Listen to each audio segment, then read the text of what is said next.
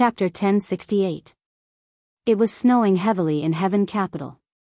It had been snowing for nearly a day and a night. Snowflakes covered the whole city, dancing messily in the sky. The surroundings of Liyue Palace were snowy and quiet. No one swept the snow, and there were no pedestrians. The snowflakes lay quietly on the ground, and there seemed to be no signs of damage. Liyue Palace was the tallest building in Heaven Capital, located in the center of Heaven Capital. It used to be a hotel, but after several years of renovation, it had become a multi-purpose building that integrated office, accommodation, training, catering, entertainment, and medical care. The famous Liyue Palace was on the roof of this building, and it was about the size of a small villa.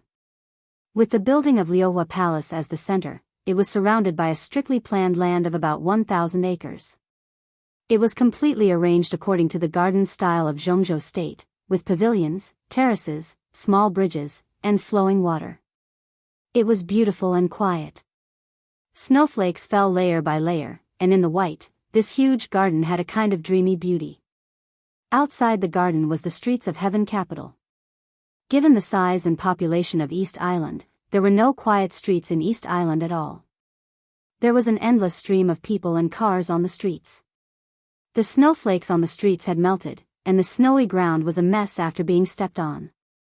The melted water flowed on the streets, and then evaporated in the continuous traffic. Quiet, beautiful, and dreamy. It was noisy, chaotic, and noisy. Everything inside and outside the garden, it was like two distinct worlds. This place is really good. Li Beidian sighed softly as he stood on the observation deck of the flowing fire palace. Standing in this place where he could overlook the entire city, looking at the quiet gardens and the bustling streets, it was very easy for people to have some inexplicable thoughts. He shook his head slightly, turned to look at the young woman standing next to him, and said with a smile, "I heard that this was built with the money of the royal family a few years ago?" The woman nodded and said softly, without any expression on her face. She was not tall, about 1.6 meters, but her whole body was like a porcelain doll, delicate like jade. Her aura was a little cold, but her face was extremely enchanting. Even though she was just standing there quietly, she had a kind of charm that could steal one's soul and make it hard for one to extricate themselves. But she was very reserved, and she spoke softly, with a very comfortable reserved and delicate air. "This place is very suitable to be your Majesty's temporary imperial residence." "Maybe." Li Beidian looked at her and nodded with a smile. "But His Majesty doesn't like people who think too much." The woman bit her lips and didn't say anything. "My Shiranui. The current palace master of Liyue Palace. She used to be the young heavenly son of East Island, the young palace master of Liyue Palace, and the student of Shinichi Miyamoto, the supreme master of East Island. Countless people in East Island regarded her as the future star of the dark world, and no one would doubt her future. At that time, she was almost a goddess in the eyes of the young generation in East Island. But with the fall of Shinichi Miyamoto, the rise of the purgatory of Heaven Capital, the chaos in Snow Country, and now, my Shiranui's image in East Island had been constantly changing for more than 5 years. In the past few years, everything she did was almost synonymous with scheming. Countless people were secretly cursing her with countless vicious insults. How much praise she had once received was how much cursing she was receiving now. She was the first to turn to the purgatory of Heaven Capital, which made the development of the purgatory of Heaven Capital in East Island almost without any obstacles. The influence of the purgatory of Heaven Capital easily suppressed Wuji Palace and Jifeng Sword Raining School. A fox flaunting the tiger's might and a dog relying on its master's power.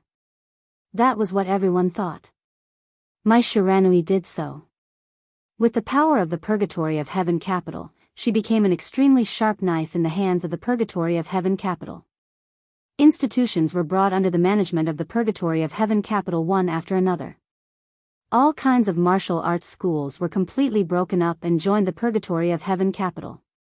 The results of various laboratories made the purgatory of Heaven Capital develop rapidly. Private consortia began to provide help to the purgatory of Heaven Capital. My Shiranui was too familiar with East Island and everything about the East Island Special Exhibition Institution, so she didn't hide anything. With the power given to her by the Purgatory of Heaven capital, she was completely desperate to express her loyalty to Li Kuangtu. Countless people hated him to the bone. In her series of almost crazy actions, the Purgatory of Heaven capital officially took root in East Island. Liohua Palace, which had lost Shinichi Miyamoto, didn't fall in her hands. Instead, it became stronger than before because of the existence of the Purgatory of Heaven capital. After the chaos in Snow Country, Li Kuangtu began to take root in Tiannan. Wuji Palace and Jifeng Sword Training School began to suppress everything of the Purgatory of Heaven capital in East Island without hesitation, and at the same time began to target Mai Shiranui. Mai Shiranui, who was extremely loyal to the Purgatory of Heaven capital before, also did not hesitate. She began to use the Purgatory of Heaven capital as a shield again and again. On the surface, she still maintained her loyalty to the Purgatory of Heaven capital, but in fact, she gave up everything of the Purgatory of Heaven capital again and again in the suppression. Not only did she give up, but the sacrificed pawns of the Purgatory of Heaven capital had been used as bargaining chips for external compromise. It sounded simple. But in fact, it wasn't. Because she had used this method many times, but the Purgatory of Heaven capital had never suspected her from beginning to end. Until half a year ago, when the second superior of the invincible realm of the Purgatory of Heaven capital, Daybreak, returned to Tiannan from East Island, Mai Shiranui, who thought she was well prepared, finally revealed her true thoughts. In the constant suppression, the remaining power of the Purgatory of Heaven capital in East Island was almost completely cleared out by her. And now, the manor that originally belonged to the headquarters of the Purgatory of Heaven capital was directly occupied by Mai Shiranui. The Wangtian Pavilion of the Purgatory of Heaven capital became the current Liohua Palace. She gave up all the interests outside Heaven capital in exchange for the temporary concessions of Wuji Palace and Jifeng Sword Training School. If everything went well, then Mai Shiranui would turn Heaven capital into Liohua City. When she broke through again and became a real superior of the half-step invincible realm, the entire Liohua Palace would be reborn with her. However, an accident happened. Mai Shiranui had known about the final battle in Beihai for a long time. The reason why she could stabilize her position so quickly after cutting off the connection with the Purgatory of Heaven capital was that Wuji Palace and Jifeng Sword Training School were busy preparing for the final battle in Beihai. To put it bluntly, it was because of the final battle in Beihai that Mai Shiranui made up her mind to cut ties with the Purgatory of Heaven capital. She knew very well what East Island wanted. So in her opinion, whether the final battle in Beihai won or not, there would be a long period of chaos between Beihai and East Island. Neither Jifeng Sword Training School nor Wuji Palace could care about Liohua Palace. This period of time couldn't be too short, so it became a chance for Liohua Palace to rise. Her idea couldn't be said to be wrong. Because that was what everyone thought. But the result of the final battle stunned the whole world. Chaos? No. After the final battle in Beihai, the whole East Island almost lost the ability to resist. The other two sects that had been suppressing Liohua Palace, including their invincible realm grandmasters, all died. When the Purgatory of Heaven capital was still silent, the shadow of Emperor Dong's palace had directly shrouded over and covered the dark world of the whole East Island. Right now, in East Island, Saint and Situ Tsangyue were really invincible. They could do anything they wanted, not to mention that behind Situ Tsangyue and Saint was Dong Huangli Tianlan, who was invincible in the world. There was no chance. The headquarters of Jifeng Sword Training School and Wuji Palace were destroyed. All the famous martial arts sects in East Island were wiped out by Emperor Dong's palace one by one. In just one night, the enemy had already approached Tiandu City. Mai Shiranui had thought of resisting, but it was just a thought. She knew very well. There was no chance at all. At the beginning, the Purgatory of Heaven capital cooperated with the royal family to gain a foothold in East Island. Anyway, at that time, after reaching an agreement with the royal family, the Purgatory of Heaven capital appeared in front of the people of East Island as a guardian. But now, Emperor Dong's palace, there was no cooperation, no agreement. The vanguard of Emperor Dong's palace went straight to East Island, completely like a conqueror. They didn't need to have any scruples. The destroyed martial arts sects were clearly expressing the will of Emperor Dong's palace to my Shiranui. She didn't have much choice. Surrender. Or die. So the wooden island school near Heaven Capital was destroyed by Li Badian alone. When Li Badian entered Heaven Capital alone, my Shiranui gave up all the defense of Heaven Capital, invited Li Badian to Liuhua Palace in person, and announced her surrender to Emperor Dong's palace to the whole East Island. My Shiranui looked at the snow outside the window and was silent for a long time. Then she said softly, "Don't worry, Your Excellency. Please tell His Majesty Emperor Dong that Liuhua Palace has no choice now." "Really?" Li Badian asked. My Shiranui smiled bitterly. "You are different from the purgatory of Heaven Capital." Li Badian was stunned and asked casually, "Of course we are stronger than the purgatory of Heaven Capital. In fact, in our eyes, the purgatory of Heaven Capital is already a part of Emperor Dong's palace." This might be difficult for some old people of the Li family, especially those who were loyal to Li Kuangtu, to accept, but it was true. The current Emperor Dong's palace had surpassed the purgatory of Heaven Capital in all aspects. Even the purgatory of Heaven Capital in its strongest period couldn't compare with it. In terms of experts, there was no need to doubt Li Tianlan's strength. In the absence of Wang Tianzong, Li Tianlan was now the well-deserved number one. Below Li Tianlan, there were two invincible realm experts, Saint and Situ Tsanyue. Situ Tsanyue's potential might be a little poor, but Saint had been making progress. His final destination was hard to say, but it was not difficult for him to reach the peak of the invincible realm. Li Badian had now found the way to the invincible realm. The great void sword intent of Mount Shu became stronger in the later stage of martial arts. Li Badian's path became clearer and clearer. He was confident that he would not be worse than his eldest senior brother Saint in the future. Lin Yuxian had been cultivated as the heir of the Lin clan before. His achievements would not be weaker than Lin Fengding's. Experts with potential. Emperor Dong's palace was now stronger than the purgatory of Heaven Capital. In terms of influence, Emperor Dong's palace was rising like the sun in the sky, while the purgatory of Heaven Capital gave people the feeling that the sun was setting in the west. In terms of wealth, the purgatory of Heaven Capital could not compare at all. The new group in Zhongzhou State had now taken shape and gathered a considerable part of its strength. Xianyuan City in Tiannan had taken root. With Li Tianlan's return, the ownership of Tiannan would become obvious. The purgatory of Heaven Capital could not compare with this kind of foundation and power. Emperor Dong's palace had only risen for a short time, but in terms of real strength, it had even surpassed the Li family's peak.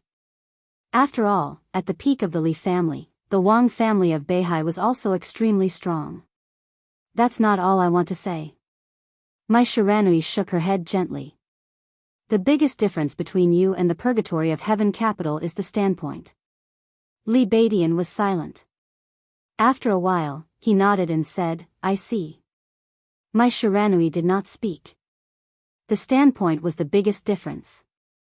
The appearance of the purgatory of Heaven Capital might be sudden, but the royals reacted quickly. They invited Li Kuangtu, and Li Kuangtu did not refuse the olive branch extended by the royals and agreed to cooperate with them.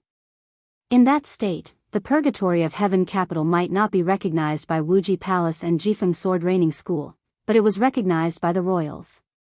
My Shiranui could turn to the purgatory of Heaven Capital for the first time, but she actually did not betray anything. Even strictly speaking, she only betrayed the idea of Liuhua Palace, Jifeng Sword Reigning School, and Wuji Palace competing with each other but advancing and retreating together. Jifeng Sword Reigning School and Wuji Palace would exclude her, but if she did not do so, Jifeng Sword Reigning School and Wuji Palace would annex Liuhua Palace at once. She turned to the purgatory of Heaven Capital and could always be said to be a member of the special warfare system of East Island. And Emperor Dong's palace, this time, they came to East Island with the attitude of conquerors. In the current situation of East Island, there was no room to fight back. The royals might still have some hope. But my Shiranui knew very well that Emperor Dong's palace could not cooperate with the royals. With Li Tianlan's overbearingness, he just wanted Emperor Dong's palace to take root in East Island without being recognized by the royals. All the martial arts schools that disagreed had now been destroyed. Mai Shiranui chose to surrender. This also meant that she completely betrayed East Island. She had no choice. When Li Beidian came to Heaven Capital alone and was invited to Liuhua Palace by Mai Shiranui in person, she had no choice. In this case, reorganize Liuhua Palace. Li Beidian looked down at his watch. In about 5 hours, First Senior Brother and Her Highness Hidden God will come to Heaven Capital, and then we will take over everything here. He looked at Mai Shiranui's enchanting but extremely cold face. What do you want for the future? According to your attitude, Emperor Dong's palace will meet some of your conditions and let you stay here. It's not entirely impossible. I only have one request. Mai Shiranui bit her lip. She said softly. Say it. Li Beidian said lightly. A touch of very moving bright red climbed onto Mai Shiranui's cold face. Her eyes flickered slightly, and she whispered, I want to be His Majesty Li Tianlan's woman. I want to go back to Tiannan with you. Silence. Li Beidian was quiet for 2 seconds, then he blinked and said, What? I want to be His Majesty Li Tianlan's woman. Mai Shiranui raised her head, and her eyes were extremely moving. At this moment, she finally remembered her first encounter with Li Tianlan in Heaven Capital a few years ago. Mai Shiranui was in a trance. At that time, she never thought that the injured peer standing in front of her at that time would now become Emperor Dong, who shocked the dark world. Do you think it's possible? Li Beidian looked at Mai Shiranui incredulously. She wanted to be the hostess of Emperor Dong's palace with only Liuhua Palace? Even if she was one of the hostesses, this woman was simply crazy. Am I not beautiful enough? Mai Shiranui tilted her head. Li Beidian was stunned. In all fairness, Mai Shiranui was indeed a stunning beauty. But to be Li Tianlan's woman, everyone would ignore Mai Shiranui's beauty. No matter how beautiful you are, can you compare to Qin Weibai? Li Beidian felt that Mai Shiranui was really crazy. It's not up to you to decide. Mai Shiranui whispered, You can contact His Majesty East Emperor now. This is my only request.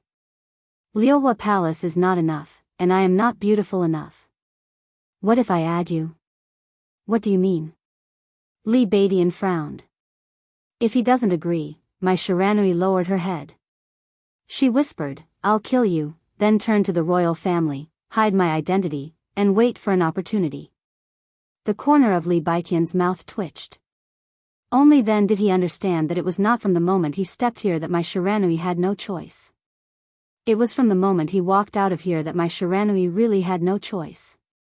When he opened his eyes again, the world was shaking slightly, and what seemed to be the sound of the waves was constantly rippling in his ears. The narrow space in front of him was constantly shaking, and the dim light refracted chaotic shadows in his sight. Where am I? Li Guangtu frowned slightly and slowly sat up. He was covered with a dirty quilt with a large oil stain on it. The shaking of the world was not an illusion, and the slight ups and downs became obvious and clear. Li Tianlan was silent for a while before he finally confirmed that he was on a boat. There was a very small window in the room. Li Tianlan stood up and looked out of the window. Outside the window was a calm sea, and there seemed to be an island in the farthest distance. Am I going to dock? Li Guangtu thought silently and finally remembered what happened before he passed out. Before he passed out, he was still in the hotel in Xingzhou. With the further martial law in Xingzhou, he and Jiang Shangyu couldn't even move their positions. They could only stay in the room and wait for Jiang Shangyu to arrange a rescue. After serious internal injuries and excessive physical exhaustion, Li Guangtu lay on the bed and fell asleep. When he opened his eyes again, he was already on the boat. No matter where he was, at least he was away from Xingzhou and Beihai. That was to say, safe? Li Guangtu's heart relaxed for a moment, and then he frowned again. He knew his physical condition very well. His injury was indeed very serious, otherwise he would not have chosen to rest at that time. Under limited conditions, sleep was the best way for the body to recover. But in his state at that time, sleep was sleep, and it was impossible for him to pass out. Unless Jiang Shanyu did something to him while he was asleep. Li Guangtu's expression was cold. He took a slow breath and opened the dilapidated and narrow door in front of him. A small cruise ship that looked extremely shabby was floating on the sea. On the deck of the second floor, Jiang Shanyu was sitting there and looking at the sea in a daze. Seeing Li Guangtu open the door, he smiled and waved. "How was your rest?" "That's not rest." Li Guangtu's voice was cold. "Did you plot against me?" "I just let you sleep a little longer." "Don't get me wrong. Your injury is very serious. It's good for you to sleep a little longer. If I really wanted to plot against you, I should have left you in the hotel and left by myself, but what good would that do me?" Jiang Shanyu shook his head and pushed a box of East Island cigarettes in front of him to Li Guangtu. Li Guangtu was silent for a while. He did know his body very well. But even if he was an immortal, he didn't know how much good it would do for his body if he slept a little longer. He silently took out a cigarette, lit it with a lighter, took a deep breath, and said slowly, "How did we leave Beihai? When you were asleep, the people I arranged in Beihai found a chance and took us out. It wasn't easy, but it wasn't that difficult." Jiang Shanyu said with a smile. "Where is he?" Li Guangtu looked at Jiang Shanyu and suddenly asked. Jiang Shanyu's movement paused slightly, and he said calmly, "Of course he stayed in Beihai. He still has some tasks in Beihai. He didn't expose anything in this action, so he naturally has to continue to lurk." Li Guangtu nodded and said faintly, "Oh." He didn't believe Jiang Shanyu's nonsense about letting him sleep a little longer. Obviously, there was a reason why Jiang Shanyu made him fall into a coma. Either he didn't want him to see something, or he didn't want him to see someone. Now it seemed that the only explanation was that Jiang Shanyu didn't want him to see who he arranged in Beihai. He frowned slightly and smoked. "Where are we now?" "Just approaching East Island." Jiang Shanyu pointed to the distance. "About 40 nautical miles away, there will be an island. Nominally, it's the territory of East Island. In fact, I bought it a few years ago. It's my property. We need to discuss something there." "We?" Li Guangtu raised his eyebrows. Jiang Shanyu said, "Yes, there's another distinguished guest." After a pause, he smiled and said, "It wasn't easy to invite him to the island. However, he's just a pitiful person. Everyone is the same, so there's a basis for cooperation. Although I don't know what the outcome will be today, with the current situation, we can still negotiate." Li Guangtu was silent, and he didn't bother to ask who the so-called poor guy was. Anyway, he would see him later, and he was never very curious.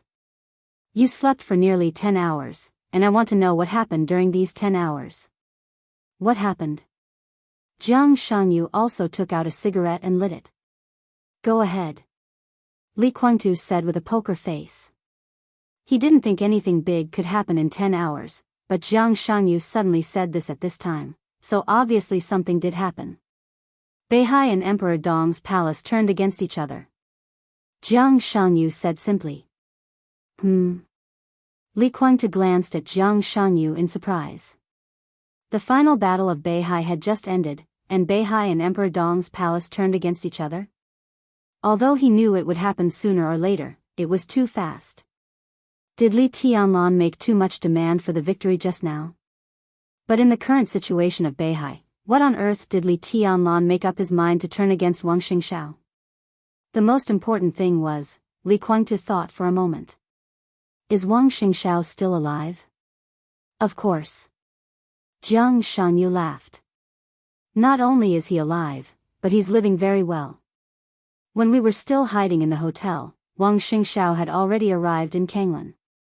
The joint forces were finished, and all the people of the joint forces in Kanglan were wiped out. Wang Xingxiao did it himself. He killed thousands of people of the joint forces alone. Li Guangtu's pupils suddenly contracted, and he didn't say anything for a while. A natural question had come to his mind. How is this possible? More than that, after solving the problem in Kanglan, Wang Xingxiao went to Tiannan and fought with Li Tianlan. Jiang Shangyu continued to speak. Wait. Li Guangtu frowned tightly. I was in a coma for 10 hours? He reconfirmed the time of his coma. Jiang Shangyu nodded. 10 hours. So, Li Guangtu took a deep breath and said, You want to tell me that Li Tianlan didn't die, but still has fighting capacity? In 10 hours, you and I both know Li Tianlan's sword at that time. We can feel his aura. In that case, it's incredible that Li Tianlan didn't die. Even if he was lucky, his foundation would have been destroyed. To say the least, he should at least be seriously injured and dying. It's only been 10 hours. How did he recover his fighting capacity? Jiang Shangyu was silent for a long time before he slowly said, I don't know. Li Guangtu still wanted to say something, but Jiang Shangyu had already shook his head and interrupted Li Guangtu. I know what you want to say. It may be incredible, but the fact is that Li Tianlan not only has the fighting capacity, but also has no sign of injury from all aspects of performance. Not only is he not injured, but from all aspects of performance, Li Tianlan is likely to have broken through the invincible realm. He is stronger than a few hours ago, much stronger. The muscles at the corner of Li Guangtu's mouth twitched uncontrollably. Of all the people, he was undoubtedly the last to hear the news. Others might have grudges against Li Tianlan. But he only had obsession with Li Tianlan. He wanted to take back everything that belonged to him. He wanted to take the Li family back to the peak position, instead of watching Li Tianlan push the Li family to the peak position. For Li Tianlan and Emperor Dong's palace, he had too many complicated thoughts that he couldn't tell others. He saw Li Tianlan getting stronger and stronger, saw Emperor Dong's palace growing stronger, saw more and more helpers around him, saw more and more resources under his control, saw the purgatory of heaven capital being surpassed little by little, and then left further and further behind. Others saw it with fear. In Li Guangtu's eyes, all this made him extremely angry. Before Li Tianlan broke through the invincible realm, Li Guangtu was already no match for him. Now he officially entered the invincible realm, Li Guangtu only felt that his heart was very cold. It was cold without a trace of warmth. Invincible realm, the invincible realm of others was completely different from Li Tianlan's.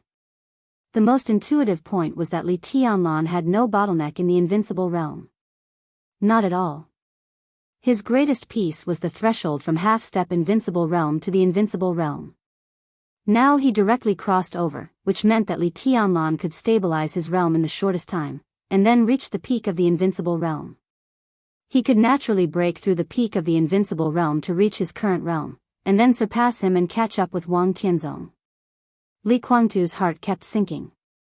For the first time in most of his life, he experienced the feeling of despair because of a piece of news. He had to kill him. He had to kill him as soon as possible. If it was any later, it would really be too late. Is that what you want to say? Li Guangtu's voice was low and hoarse. Jiang Shangyu looked at him, and a strange look flashed in his eyes. He could probably understand Li Guangtu's inner struggle and suffering at this time, but these emotions made him lose his usual sharpness.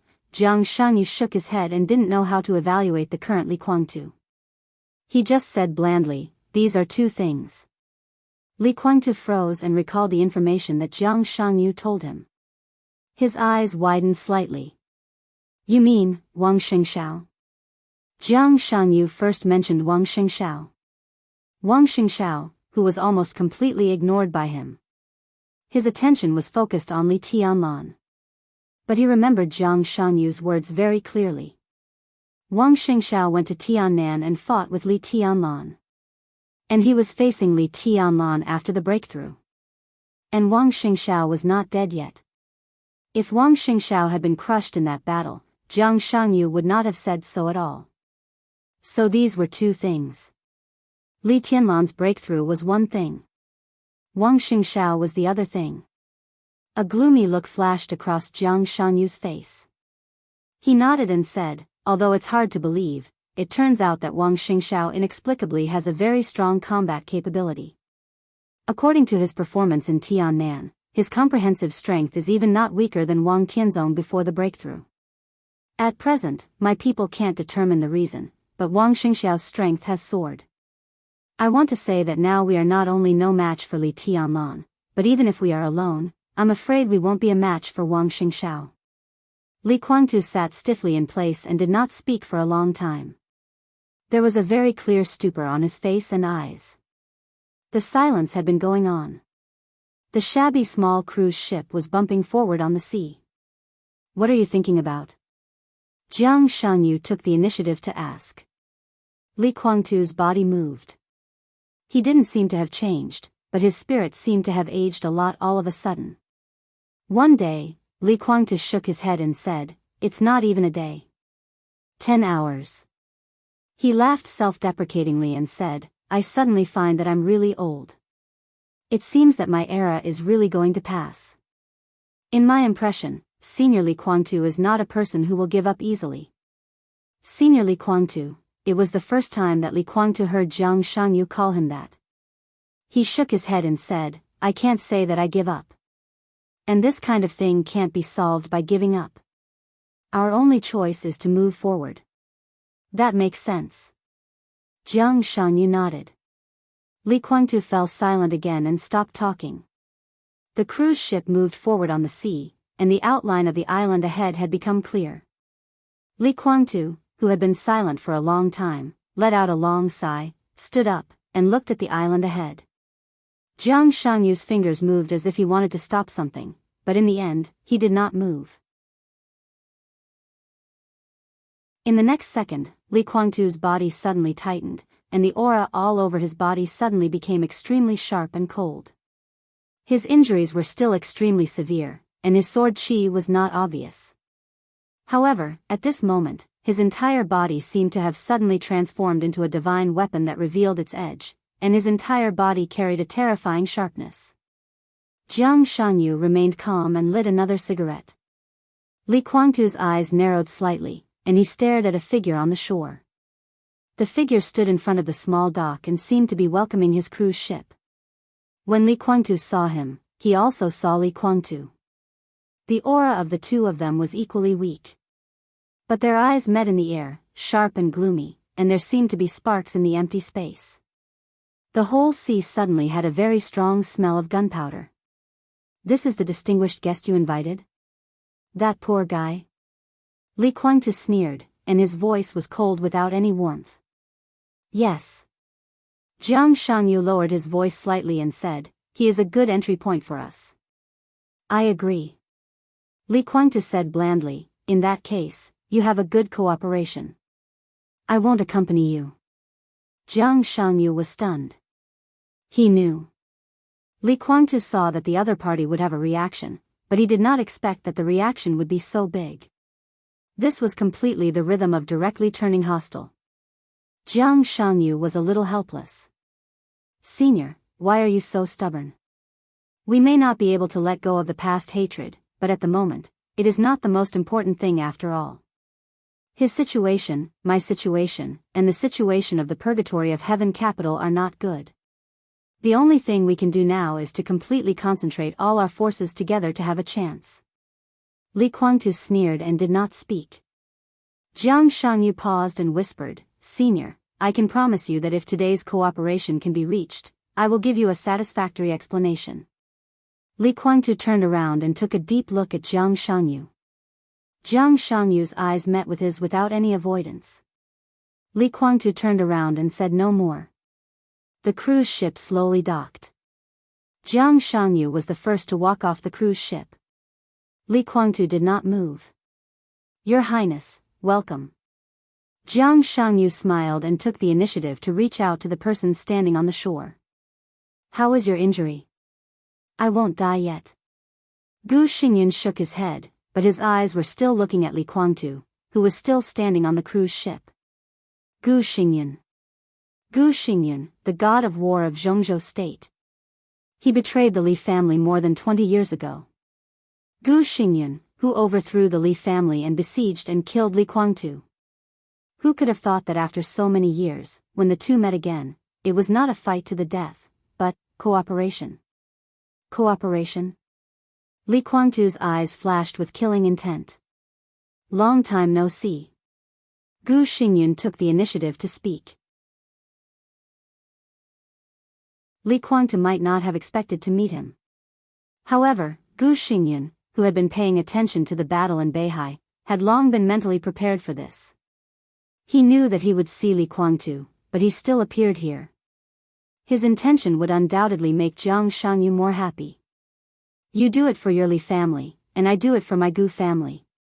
All the grievances can be settled in the future. At least now, we have the same survival crisis and the same opponent. Gu Xingyun continued to speak. Li Kuangtu took a deep breath and slowly walked out of the cruise ship. The infrastructure on the island is not perfect. Seniors, let's talk as we walk. Cooperation depends on sincerity, not on location. Jiang Shangyu smiled and said, I chose this place mainly because it is hidden enough and convenient enough. Hidden? Does it make sense? Li Kuangtu glanced at Gu Xingyun. As soon as he saw Gu Xingyun, he had already guessed the content of this cooperation. It still makes sense. Jiang Shangyu laughed. I want half. Without any roundabout or probing, Li Kuangtu directly said, this is the bottom line. If there is no half, then there is no need to talk. Jiang Shangyu's expression froze slightly. Gu Xingyun was slightly stunned, and then a burst of anger rose directly from his heart. Perhaps many years ago, Gu Xingyun would be respectful to Li Kuangtu. But now, why? Impossible. Gu Xingyun directly sneered and said, give you half? If I can give you half, why can't I give Li Tianlan half? At least if I give Li Tianlan half, I can get a clear promise, and I can keep more. We are standing here now to resist Li Tianlan. If I give him half of it, do you think he will still attack me? Yes. Jiang Shangyu suddenly said, maybe not for the time being, but it will happen sooner or later. What about him? Gu Xingyun glanced at Jiang Shangyu coldly and pointed to Li Kuangtu. If I give him half, will he attack me? Jiang Shangyu frowned. There was no way to answer this question. Cooperation was cooperation. Not to mention whether this cooperation could succeed or not, even if it could, it was just a simple cooperation. It did not mean that the two of them could laugh off the enmity.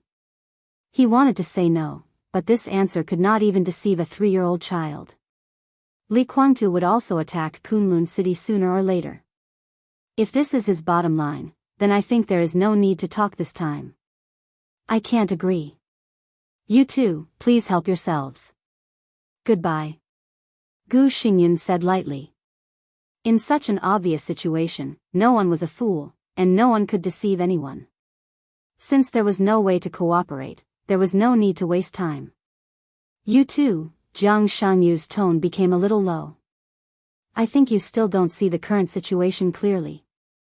The rise of Emperor Dong's palace is unstoppable. Our biggest advantage is that we can integrate into Zhongzhou State.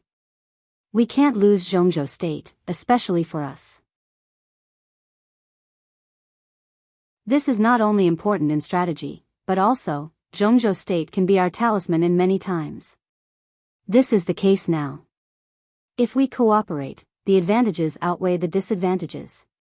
If we don't cooperate, the disadvantages outweigh the advantages. Isn't it obvious enough?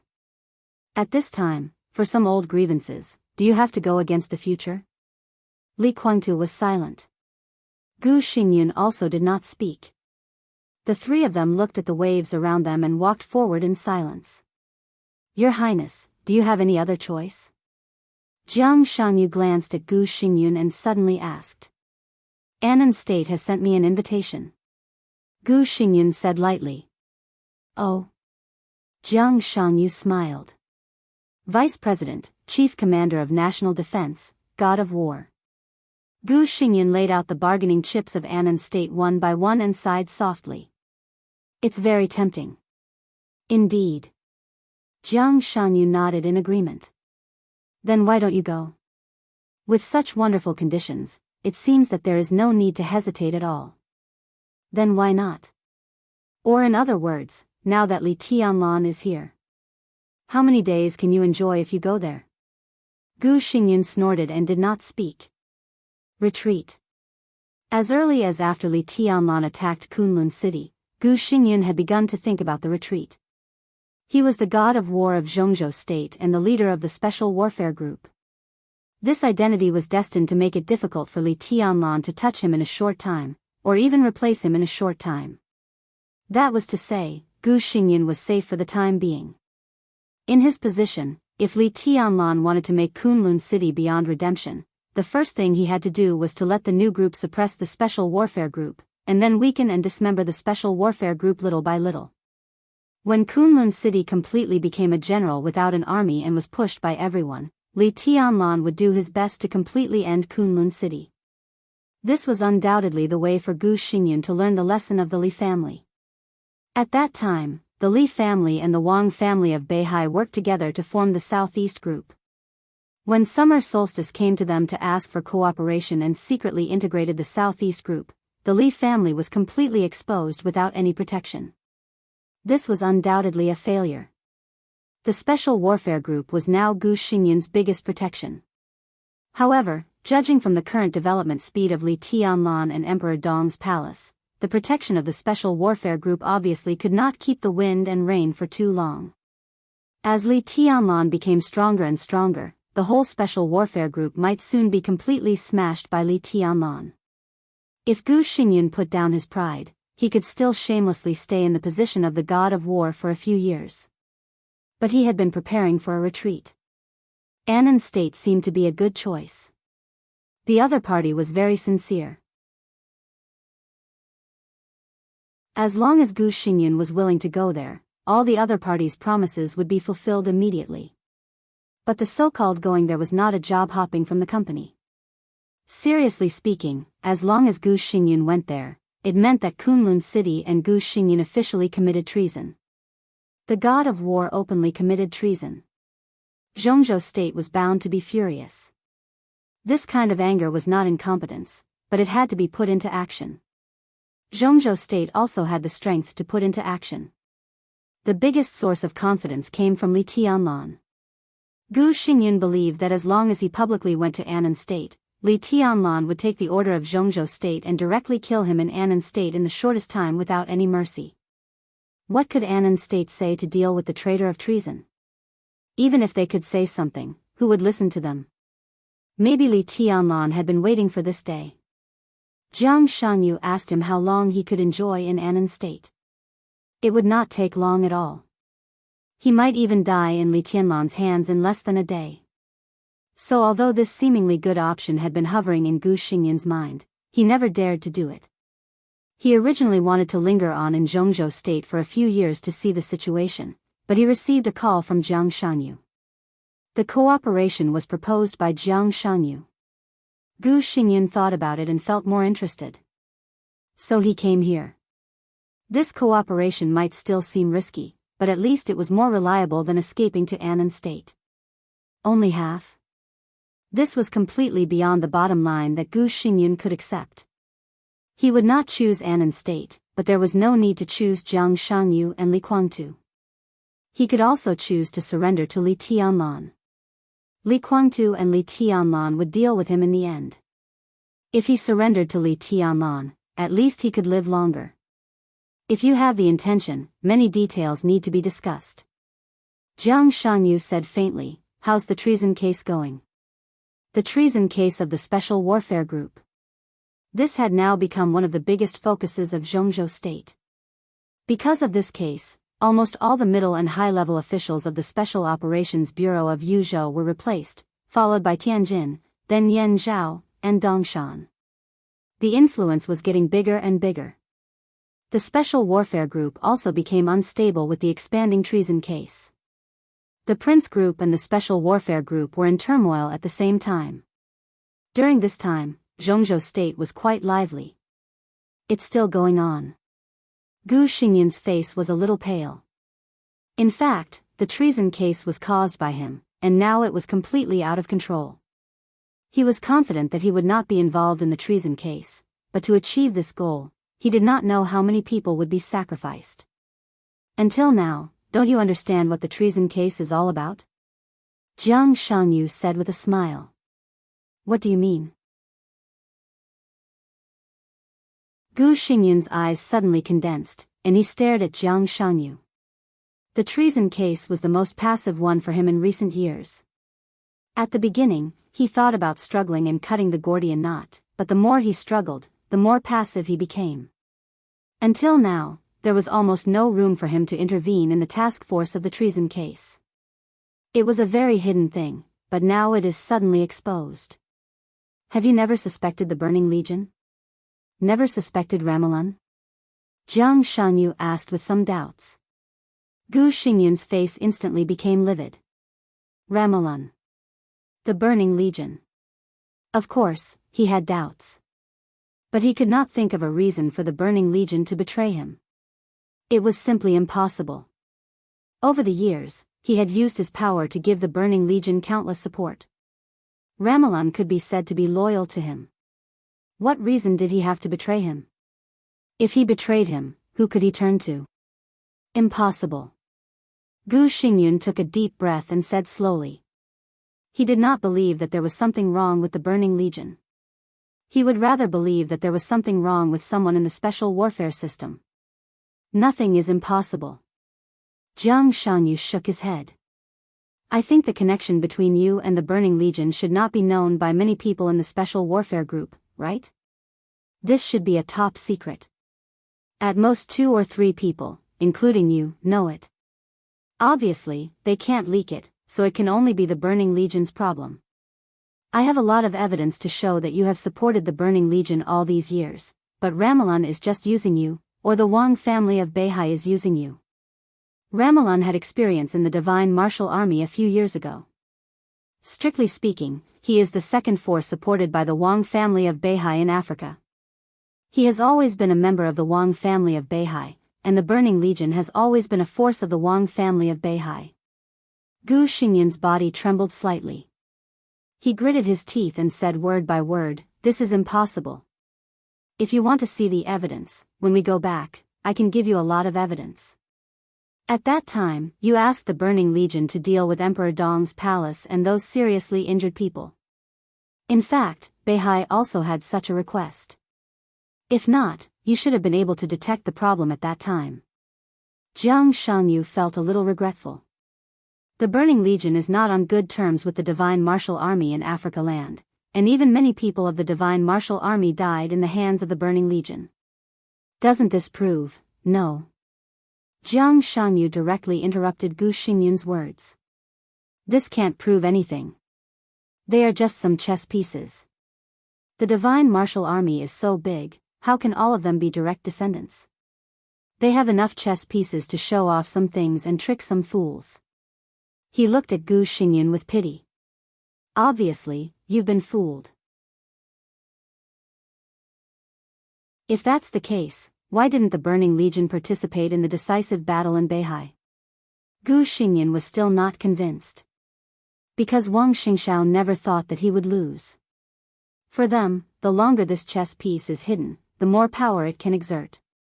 Judging from the conflict between the Burning Legion and Li Tianlan, they would rather let the Burning Legion hide and let Li Tianlan fight. They don't want to see any variables. Jiang Shangyu shook his head. Your Highness, it's meaningless for us to argue about this here. If you want evidence, I can get it to you at any time. It's some information I've collected recently. If you look at it separately, there's no problem. But if you look at it together, it's very interesting. Even in many cases, some things that the Burning Legion does seem to be unrelated are to achieve the goals of the Wang family of Beihai. So I'm very sure that the Burning Legion belongs to the Wang family of Beihai. It's a chess piece that they have hidden deeply. The treason case of the Special Warfare Group is completely a bomb in the hands of the Wang family of Beihai. When they need the bomb to explode, it will explode. As soon as Li Tianlan left the prison, the treason case broke out. Don't you think it's too much of a coincidence? Gu Xingyun was silent and said nothing. His face was extremely gloomy. Do you want to hear my advice? Jiang Shanyu looked at Gu Xingyun and laughed softly. Say it. Gu Xingyun gritted his teeth and squeezed out a word. Cut the Gordian knot. At this time, don't care about the loss. The most important thing is to get out as soon as possible. At present, you can't leave Zhongzhou State, so you have to make yourself have no weaknesses that can be attacked. The special warfare group can be abandoned, and it's just in time to prepare for our cooperation. Jiang Shanyu said lightly. Gu Xingyun's expression was slightly distorted. Abandon the rook to save the king? Break the arm to survive? Compared with Jiang Shanyu's words, such words were nothing. This was simply self-mutilation to survive. I can be sure that if you don't give up and want to keep more, there will be more explosive news in the Burning Legion. At that time, the Special Warfare Group may really be finished. Now the Prince Group can't even take care of itself, and you can't even find the most basic allies. The giant group is in the ascendant, and it's too easy to take you down. The new group doesn't mind taking something from the Special Warfare Group at all. Jiang Shanyu said casually, so we have to be fast. We have to be fast. Cut everything off, and then we cooperate to make them unable to react. This is also the purpose of our meeting here today. Gu Xingyun kept taking deep breaths. After a while, he suddenly said, I want to see the evidence in your hands. No problem, I can give it to you when we go back. Jiang Shanyu nodded. But I advise you not to do anything now. In your current state, you may not be able to take down Ramiro. If you want to retaliate against him, there will be plenty of opportunities in the future. I don't want to retaliate against him. The ferocious look in Gu Xingyun's eyes was extremely terrifying. I want to completely destroy the Burning Legion. Jiang Shanyu smiled and said nothing. I can cooperate with you. Gu Xingyun forced himself to calm down and said blandly, it's impossible to give you half. He glanced at Li Guangtu. I'll give you 30%. He looked at Jiang Shanyu again. You also get 30%. I'll keep 40%. Li Guangtu just wanted to say something, but Jiang Shanyu grabbed him and said with a smile, that's fine, but our 30% must be practical. I know what to do. Gu Xingyun said with a straight face. 30%, 30%, 40%. It was not about interests. It was about duties. To be more precise, it was about the whole Special Warfare Group, which was the countless special warfare agencies in the dark world of Zhongzhou State. Gu Xingyun would completely get rid of the influence of the treason case and give up everything that could be given up. Then he would push Li Guangtu and Jiang Shanyu's people to the vacant positions in the shortest time and regain his foothold. In this way, the Special Warfare Group would become a brand new Special Warfare Group with Jiang Shanyu. One was Jiang Shanyu, Li Guangtu, and Gu Xingyun. The power of the entire Beijiang would completely join the camp of the Special Warfare Group. In terms of experts, the Purgatory of Heaven capital would have enough experts to fill the vacancy. With the foundation of Gu Xingyun's many years of operation, such a combination was enough to fight with Li Tianlan's new group in Zhongzhou State. You won't be disappointed. Jiang Shanyu smiled. Your Highness, maybe you've given up a lot of things, but one day you'll know that cooperating with us is the best decision for you. You gave up some things in Zhongzhou State, but in the whole dark world, you'll get more. The whole dark world. Gu Xingyun muttered to himself in a low voice. We'll go to Europe next, integrate the power of the Sanctuary and Knights Templars, and then go to America. So to be clear, we're very strong, and we have a lot of elites that can be used. Not only Zhongzhou State, but the whole dark world will be the battlefield of our three-party game. Our lineup is luxurious enough. I hope so. Gu Xingyun nodded, then shook his head and sighed deeply. The three of them talked for nearly 3 hours on this island, and Gu Xingyun left with a solemn face. Jiang Shanyu and Li Guangtu, who hadn't talked much, watched Gu Xingyun's back as he left. They watched him board the cruise ship, and watched the cruise ship go farther and farther until it completely disappeared from sight. Then Li Guangtu slowly said, What do you want to say? He has difficulties. As a partner, we naturally have to think about him. Senior, 50% is too much for you. He can't give it to you. Jiang Shangyu smiled. Impossible? Li Guangtu sneered. 50%? Who does he think he is? If it weren't for those messy things in those years, it would have been mine. That's true.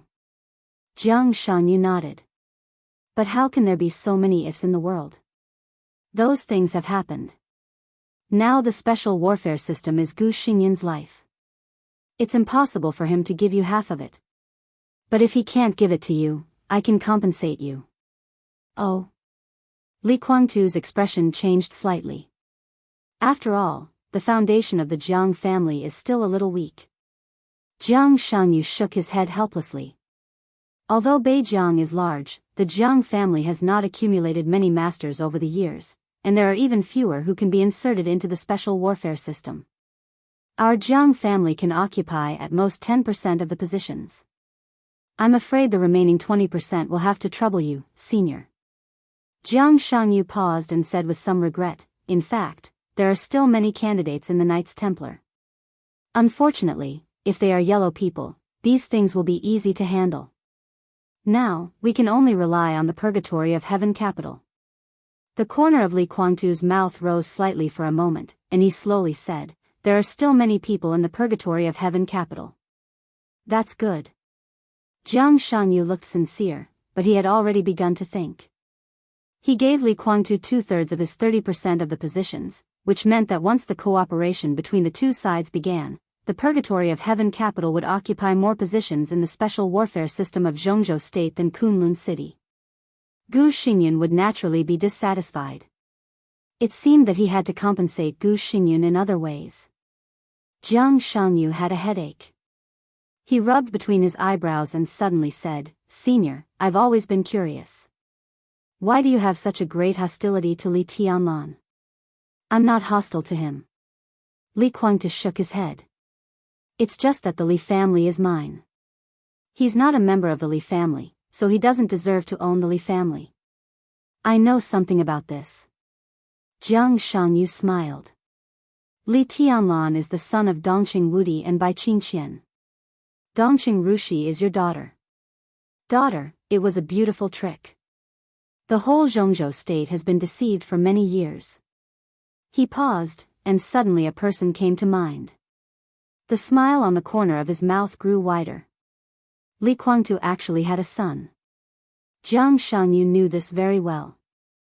He thought of the battlefield, which he didn't know whether it was in the past or in the future, and Dongqing Huangtu came to mind. He didn't participate in the siege of Dongqing Huangtu that year. However, he knew very well who had participated in that battle.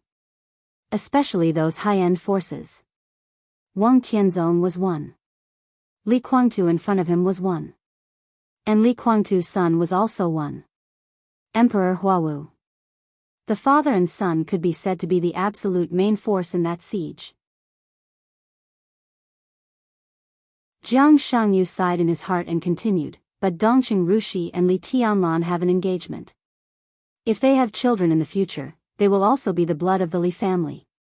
Senior, do you think that child is not worthy to inherit the Li family? Or, Senior, are you worried that the child who inherits the Li family in the future is not the child of Li Tianlan and Dongqing Rushi? But the child of Li Tianlan and Qin Weibai? Li Guangtu was silent for a long time, and then slowly said, Li Tianlan is not worthy. Jiang Shangyu didn't let go of this topic. He just said lightly, but the Li family will always be inherited. Li Guangtu turned and looked at Jiang Shangyu silently. After a long time, he said, What do you want to say? Senior, what do you think of me? Jiang Shangyu smiled reservedly. I don't know if I'm worthy of your daughter in your heart. Li Guangtu was stunned for a long time before he understood. You want Rushi? Dongqing Rushi? Jiang Shangyu smiled and said, She should not belong to me, but Dongqing Yueshan, or Li Yueshan, should belong to me. If we can be together, in the future, our child will be surnamed Li and inherit everything of the Li family. What do you think, Senior? Li Guangtu looked at Jiang Shanyu with a faint smile. Rushi and Moon God are just two personalities. I don't mind those. Jiang Shanyu shook his head. Why, have you given up the girl from Kunlun City? Li Guangtu continued to ask. Jiang Shanyu smiled and said nothing. Li Qingqing in this era should also belong to Jiang Shanyu. But it was another Jiang Shanyu. And he only wanted Li Yueshan. I can promise you. And convince Moon God. Li Guangtu slowly turned around and looked at the endless sea ahead. But you have to wait until Li Tianlan dies. The plane moved all the way over Nanyun province.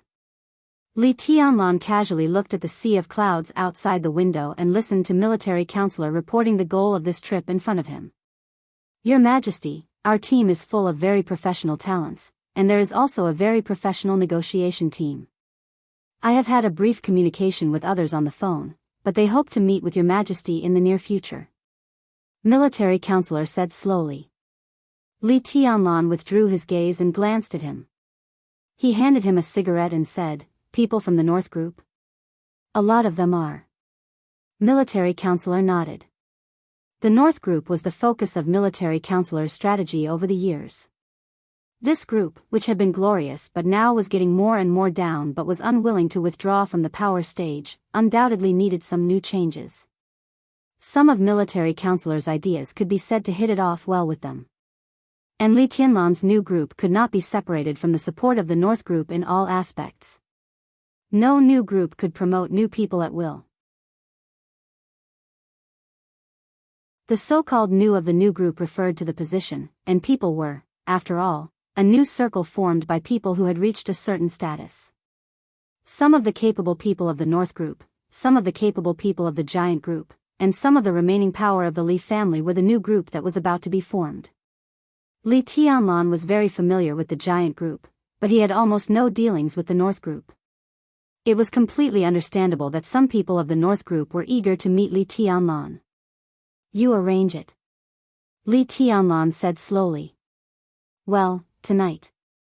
We should visit Minister Zhou first. Military counselor said with a smile. Li Tianlan replied with a hum. Zhou Yunhai, one of the directors of Zhongzhou State. He would still be the leader of the North Group after the election and would not join the new group. But meeting with him now was undoubtedly one of the highlights of this trip to Yuzhou. Later, we will roughly analyze the bottom line of the Prince Group and delineate some important targets. Your Majesty, the most important thing for us this time is to grab all the important resources of the Prince Group and hold them in our hands, so that the development of the new group in the future will be much smoother. Military counselor continued. Okay. Li Tianlan took a drag on his cigarette. But for me, the most important thing is Qin Fangqing. Now the result is very obvious. The Prince Group will be weakened. This is your business. Qin Fangqing must die. This is the most important thing. He can't hold on for long. Military counselor smiled meaningfully. The Prince Group is now very chaotic. Although it has been less than a day since the end of the final battle in Beihai, there has been a lot of noise. If nothing goes wrong, within a month, Qin Fangqing should leave the stage with the excuse that he needs to recuperate. When he is abandoned by the Prince Group, everything else will be very easy to handle. Li Tianlan replied with a hum. Now the most important thing to guard against is the Southeast Group. Military counselor frowned. Wang Xingshao suddenly rose, and I just heard from Your Majesty that he seems to have strong reinforcements. Then our previous agreement with Beihai will probably be changed. They are eager to get a piece of the pie. In the past 2 years, they have lost much more than we have. Now that Wang Xingshao has confidence, their mentality will inevitably change. I'm afraid that the action of the Southeast Group will cause some new variables, and then I'm afraid it will be very troublesome. Just deal with it as it comes. Li Tianlan shook his head. No matter how their mentality changes, they won't turn their attention to us in a short time. We eat meat from the Prince Group, and we can give them some soup. If they don't know what's good for them, I don't mind going to Beihai again. A Prince Group is not enough. Just take down the Special Warfare Group. Qin Weibai, who was beside him, suddenly said. Li Tianlan was stunned and repeated, "Take down the special warfare group. I've been preparing for this for a long time. At present, I have a lot of information. I'll sort it out after arriving in Yuzhou." Qin Weibai nodded. At that time, I still need to discuss with Minister Dongsheng. Even if we can't completely destroy the special warfare group, we should be able to completely destroy Kunlun City. This part of the benefits can only belong to us, and the Southeast group can't get involved. Li Tianlan took a deep look at him and touched his hair. Bang! Li Tianlan's body suddenly shook. Blood gushed out of his nostrils and mouth without warning. Li Tianlan was a little annoyed. This is the third time. Is there any solution? Qin Weibai frowned. Li Tianlan picked up a handkerchief and wiped the blood from the corners of his mouth and nose, feeling a little helpless. This was not an injury at all. It was related to the second heart. The second heart beat very slowly, but every time it beat, it would bring up a large amount of energy. In short, Li Tianlan's blood and qi were too vigorous now. Every time the second heart beat, it exceeded the load of his body, so some blood would gush out of the corners of his mouth and nose. There's no solution for the time being. Li Tianlan shook his head. It still needs time. He could feel that with every beat of his second heart, his body would become slightly stronger. When the strength of the body and the blood and qi in the body reached a balance, this problem would naturally disappear. The phone suddenly rang. Li Tianlan took out his mobile phone and looked at it. He slightly raised his eyebrows and directly answered it. Li Baitian's figure appeared directly on the mobile phone screen with a helpless look. What's going on? Li Tianlan laughed. He hadn't seen such a bitter expression on Li Baitian's face for a long time. I've been set up by a woman. Li Baitian was a little annoyed. Now I have a problem for you to solve. Do you know this person? The camera turned. An enchanting but cold beautiful woman appeared in front of Li Tianlan. Li Tianlan froze for a moment. He looked at her for a while and said, "She looks a little familiar."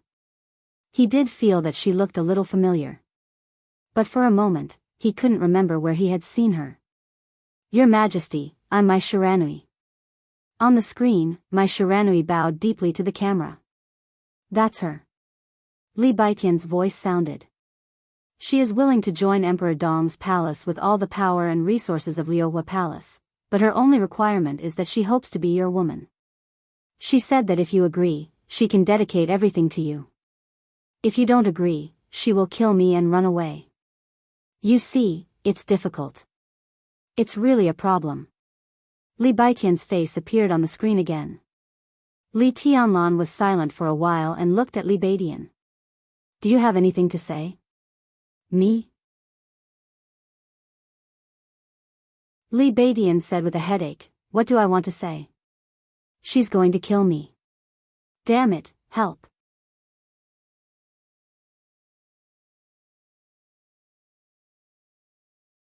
Chapter 1069. Li Baitian shouted to Li Tianlan for help, but his eyes kept drifting to Qin Weibai beside Li Tianlan. No matter how ridiculous Mai Shiranui's request was, at least Li Baitian could see that she was serious. Her eyes were filled with despair and longing, and it was all too real. It was the despair of the current situation. It was also the desire to be Li Tianlan's woman. Such eyes really made Li Baitian a little flustered. Of course, Li Baitian was afraid of death. But he had been alone for nearly 30 years, and most of the time he didn't have so many scruples. But if he died here, it would be a little ridiculous and worthless. His realm was close to the half-step invincible realm, and his life could be said to have just begun. If he died here because his good brother didn't agree to her request, Li Baitian felt that he could be said to be the most aggrieved superior in the history of Emperor Dong's palace. Ahem, Li Baitian gave a dry cough and looked at Qin Weibai's expression with his eyes drifting.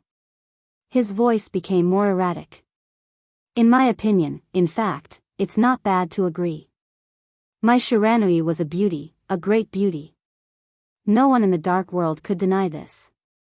Whether in the heyday of Liyue Palace or in the years when the purgatory of Heaven Capital occupied East Island, few people in the dark world of East Island recognized my Shiranui as the young heavenly son of East Island. But her beauty made countless people in the dark world drool. At least Li Tianlan wouldn't suffer a loss if he accepted her, and it would help Emperor Dong's palace better control East Island. After all, the influence of Liyue Palace in East Island couldn't be underestimated. As for my Shiranui's ambition, it was her ambition to be Li Tianlan's woman. But with Qin Weibai, how much trouble could my Shiranui make? No one would worry about this at all. Really? Before Li Tianlan could answer, Qin Weibai had already asked with a faint smile. Li Tianlan raised his hand subconsciously and rubbed his forehead. He had long noticed some special reactions from Qin Weibai when it came to this kind of thing. It was hard to explain in words. But the most basic thing was that Qin Weibai was also a woman, and women would definitely be jealous. What surprised Li Tianlan was that Qin Weibai had never been jealous when it came to Dongqing Rushi and Wang Yuetong. But when it came to other women, the change in her attitude was extremely obvious. Others naturally did not notice this. They thought that Qin Weibai did not mind him expanding his harem at all. It was a beautiful thought, but how could it be possible? Xianyuan Wushang, who was sitting not far from Li Tianlan, twitched his mouth and seemed to want to come over and say something. But in the end, he just sat there without moving. At this moment, he really wanted to see what the man who dared to suggest that Li Tianlan accept other women in front of Qin Weibai looked like. In some ways, he knew a lot of things that Qin Weibai didn't know, so he could also understand why Qin Weibai didn't mind the existence of Wang Yuetong and Dongqing Rushi. This phenomenon couldn't be explained specifically for the time being. If he really had to give an answer, he could only say that it was a residual instinct in some aspects. But the other women, Xianyuan Wushang couldn't help but walk over and glance at the screen. On the screen, Li Beidian was having a headache. Looking at this face that he had never seen before, Xianyuan Wushang imagined countless miserable images of the other party, and then sat back with satisfaction. "Tell me what you can do." Li Tianlan, who had been silent, suddenly said. On the screen, Li Beidian was stunned. 2 seconds later, my Shiranui's soft and gentle voice sounded. "Within 5 years, I can reach the invincible realm, and the invincible realm is not my end. There will be a place for me in the future of Emperor Dong's palace. I can give everything of Liyue Palace to your majesty. If your majesty trusts Liyue Palace, we can also participate in the integration of East Island. In addition, I can persuade some consortia in East Island to support Emperor Dong's palace." My Shiranui paused and continued, "In addition, I'm still a virgin, I can give your majesty." With some hesitation, she thought about it and said a Chinese word that was not very familiar with, "Have children?" Qin Weibai lowered her head and gently played with Li Tianlan's fingers, saying nothing. "I don't need it," Li Tianlan said blandly. He was not being pretentious. He did see my Shiranui in East Island, but her appearance had long faded. He took a look at her again just now and didn't think there was anything amazing about her. It might make sense that home flowers were not as fragrant as wild flowers, but it was not very convincing in front of Qin Weibai. Li Tianlan was wondering about Qin Weibai's attitude toward Dongqing Rushi and Wang Yuetong. But even he himself did not realize that after he had Qin Weibai and accepted Wang Yuetong and Dongqing Rushi, he had never been attracted to other women. Not at all. "I need a secretary here." Li Tianlan looked at Han Xinyan, who was buried in the documents beside him, and continued, "Personal secretary, if you are interested, you can come here. I don't need you to help me organize East Island, but if you can get my trust, I can give you a chance. When you enter the invincible realm, I can let you manage the dark world of East Island. Don't worry. Don't worry, the royal family can't do anything to you. The position you are worried about will not be a problem at that time." There was silence on the other end of the phone. "If possible. I still hope you are not qualified to negotiate with me." Li Tianlan interrupted my Shiranui directly. "Li Beidian is still with me," my Shiranui said after a moment of silence. If you kill him, the royal family of East Island won't dare to take you in.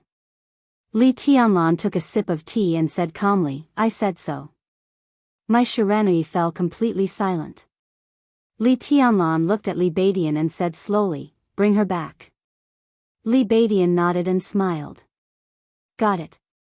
The video call was hung up directly.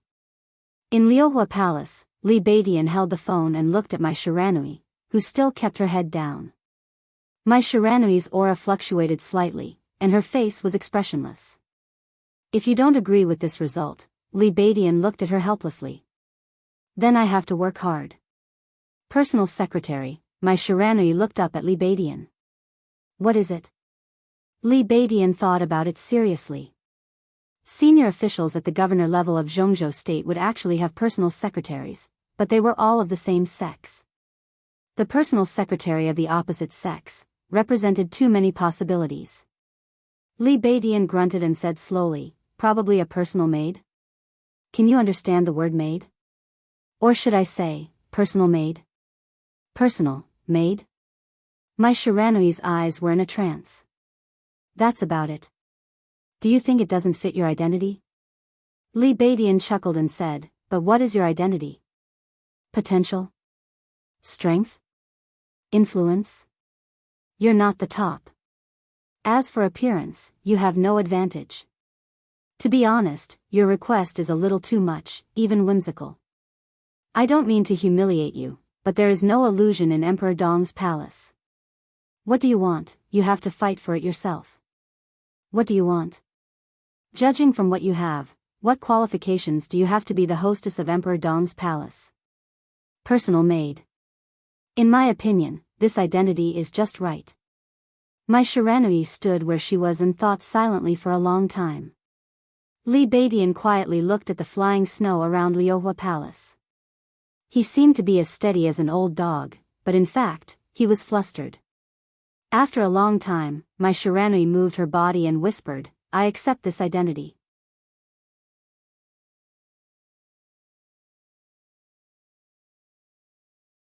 Chapter 1070.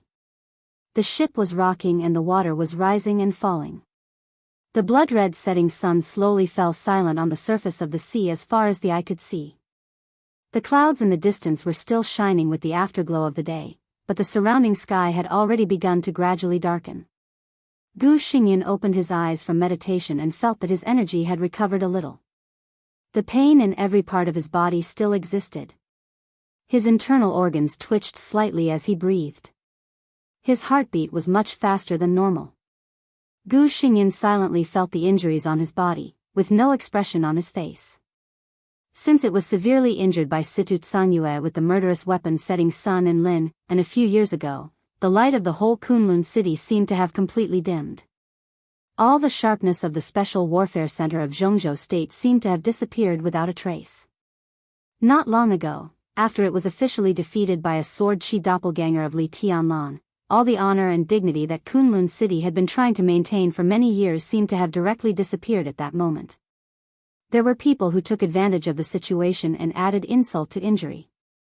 As the treason case of the Special Warfare Group became more and more serious, almost all the people who paid attention to this incident began to slowly jump out to compete for the interests of the Special Warfare Group. The losses were manifold. The position of the Special Warfare system had changed. There was a change of leadership within the group.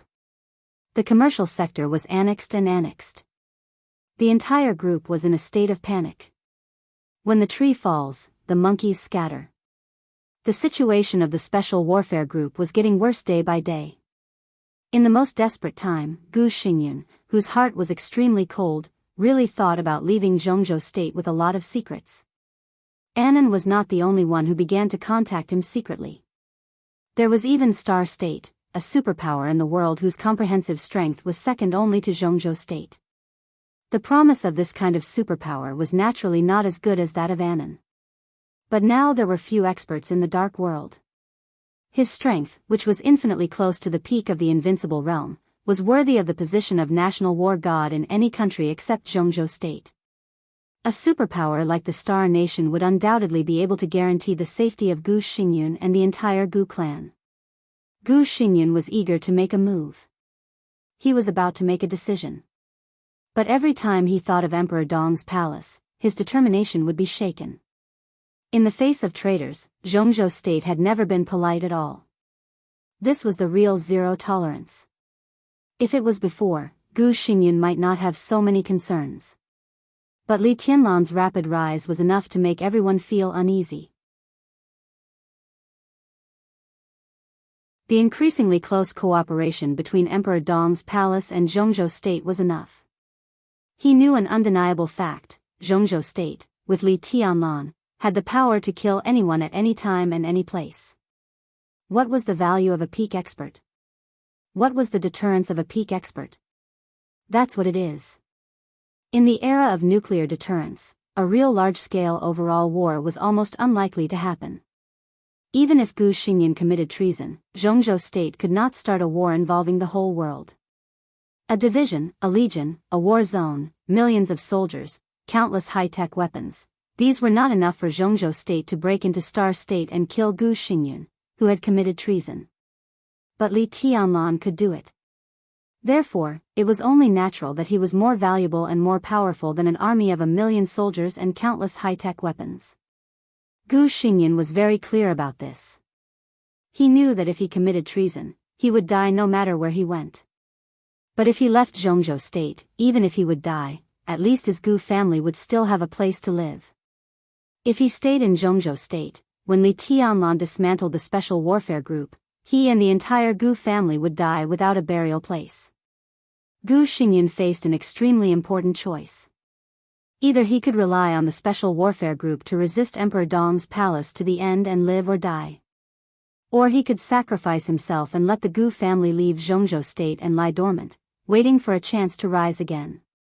No one could make a choice easily. Gu Xingyan didn't even really make up his mind until the end of the decisive battle in Beihai. Just when he was most hesitant and tangled, Jiang Shangyu called. So Gu Xingyan appeared on the small island. So he appeared here and was ready to return to Zhongzhou state. To cooperate with Li Guangtu. To give up most of his duties in the special warfare group. These were very difficult for him to accept. But Jiang Shangyu gave him a promise that he couldn't refuse. A promise that he still felt was worth it even after he had paid such a huge price. Night fell over the ocean. Gu Xingyan stood up, took out his mobile phone, and dialed a number. The phone was quickly connected. "Uncle, this is Gu Ci." A steady and gentle voice sounded from the other end of the phone. "Sort out the list of important people in the group. Prepare a copy of everyone's information in detail."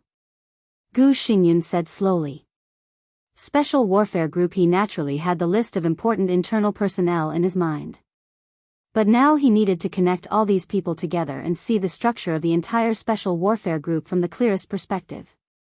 Then, he would completely break up the structure. Gu Ci was naturally not his nephew, but he was close to him. Originally, Gu Hanshan's existence had covered the edge of all the young generation of Kunlun City.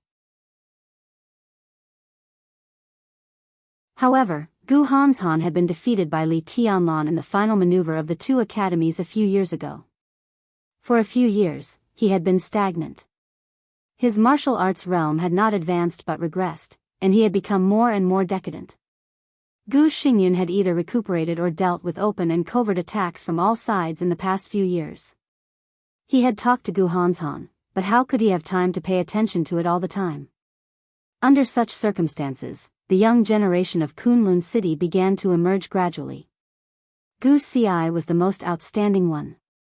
He was nearly 30 years old and was in the thunder-shocking realm. He was not a top genius, but he was meticulous, steady, and well-behaved.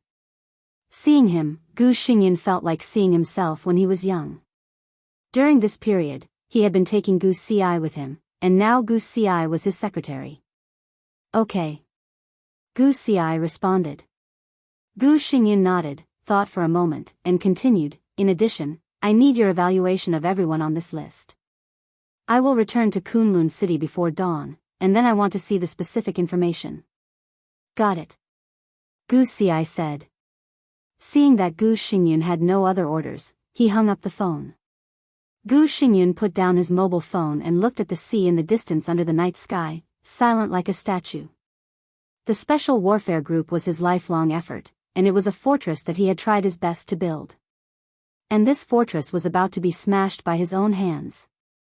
It was hard to describe what it felt like. Depression, unwillingness, anger, hatred, expectation, there were some of them.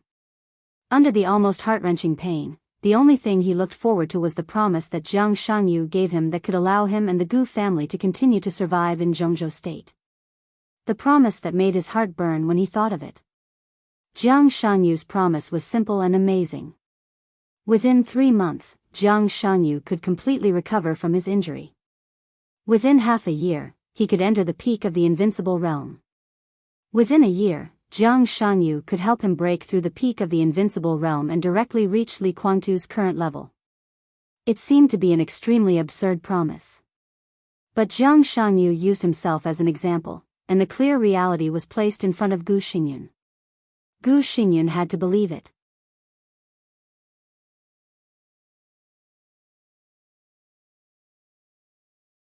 Chapter 1071. Thick smoke floated in the antique office. The atmosphere was so oppressive that people could hardly breathe. The middle-aged secretary, who could be said to be in a high position to some extent, walked in with 2 cups of tea, and then walked out carefully. He appeared to be very calm, but whether it was his expression or his footsteps, it was obvious that he was panicking. Chen Fangqing sat on the sofa in a daze, holding a cigarette and looking at the teacup in front of him, motionless. The severe headache persisted, as if it was about to tear his entire spirit apart. The clock on the wall ticked away, making a crisp sound, but in Chen Fangqing's ears, it was incomparably ear-piercing. Every time the second hand ticked, he seemed to be closer to the end of the world. It was indeed the end. His end, the end of the Chen family, the end of the Prince Group, and the end of the Dark World. In less than 24 hours. The result of the decisive battle in Beihai had officially spread throughout the Dark World.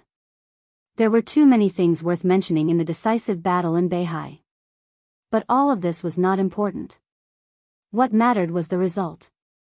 It was a result so cruel that no one could accept it. 24 hours. The flames of war spread throughout the Dark World.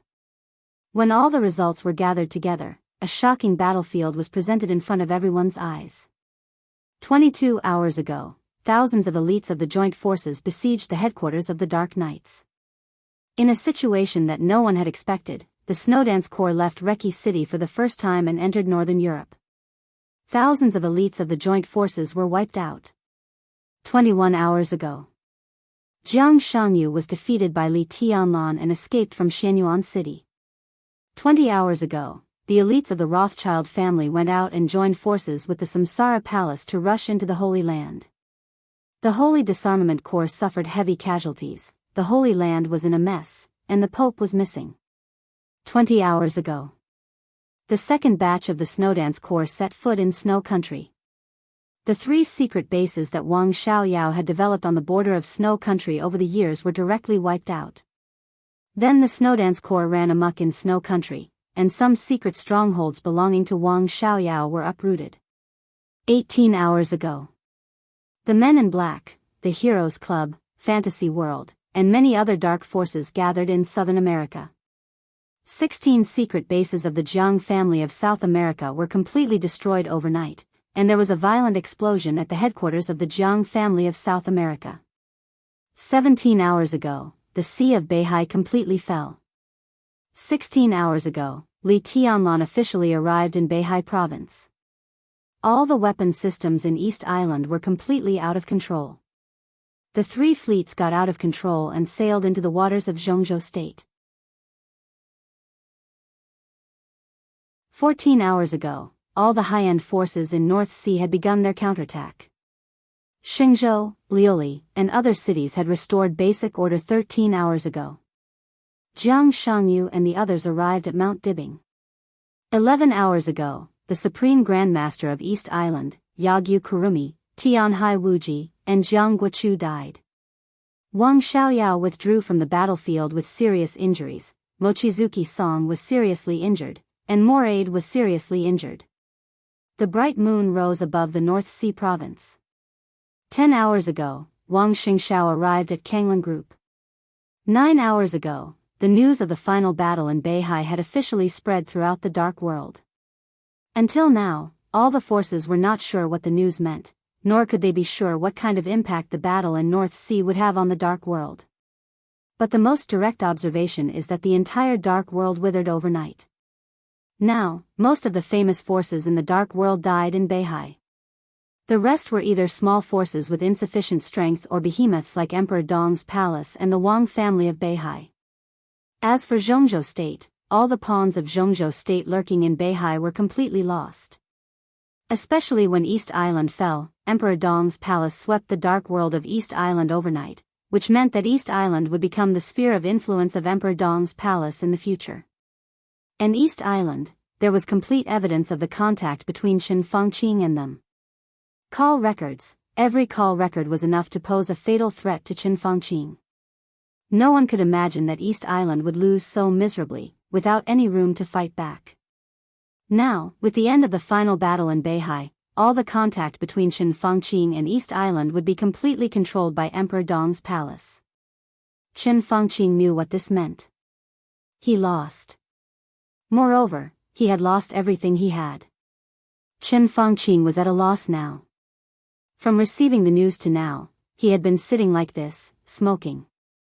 He felt that he should think about something, but his mind was in a mess, and he couldn't think of anything.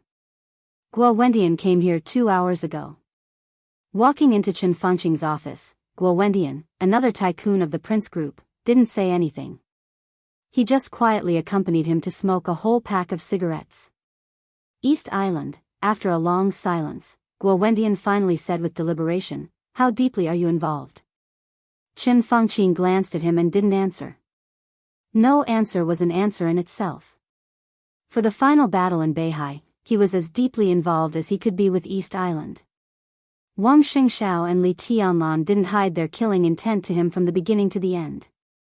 The storm in Haoyue Group, the death of his daughter and granddaughter, everything made the whole Qin family anxious.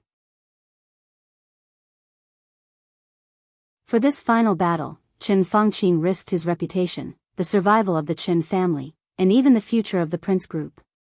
How deeply involved, Qin Fangqing couldn't answer this question at all.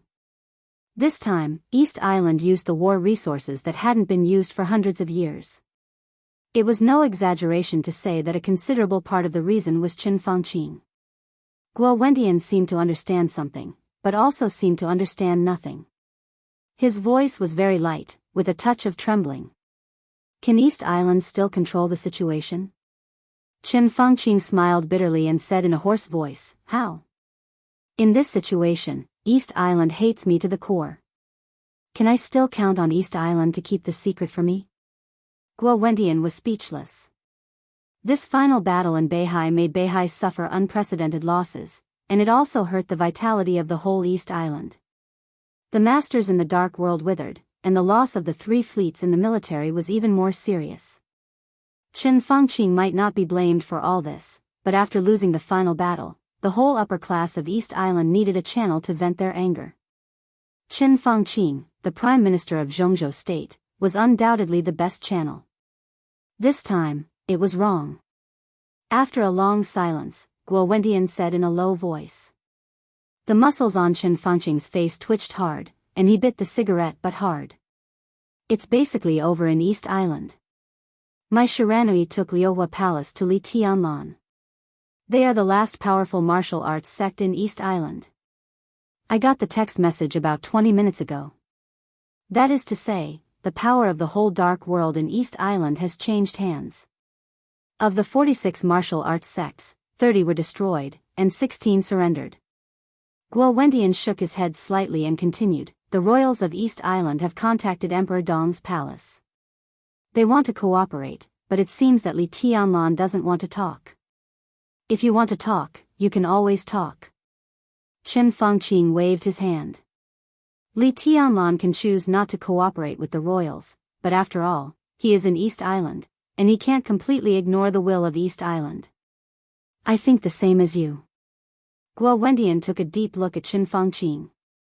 Now, I think the main reason why Li Tianlan doesn't talk is that East Island hasn't offered enough bargaining chips. What bargaining chips do you think they will offer to move Li Tianlan? A lot of things. Chen Fangqing twitched the corner of his mouth, as if he was laughing or crying, and his expression was extremely weird. I think, no matter how many things there are, at least the call records between me and East Island will be part of it, and it doesn't even need all of them. Just a few call records may be enough to prove that I committed treason. This time, it was wrong. Guo Wendian said again. It's useless to say more. Chen Fangqing shook his head indifferently. Winner takes all, and it has been like this since ancient times. Guo Wendian stopped talking. Chen Fangqing took another big drag of the cigarette almost greedily, and suddenly asked, "What are your plans?" He knew why Guo Wendian came. He also knew that it was not easy for the other party to ask. So he just asked directly. The connection between him and East Island was very hidden. But no matter how hidden it had happened now. It was impossible for no one inside the group to notice it, and it was impossible for no one in Zhongzhou State to notice it. Apart from other things, at least at the beginning of the final battle, Zhongzhou State directly blocked the internal communication of Beihai, which could not be explained. Beihai won. Then the prince group could only swallow the bitter fruit. And the biggest bitter fruit was undoubtedly going to be left to Chen Fangqing. Now the situation is more complicated. Guo Wendian was silent for a while, then shook his head slightly.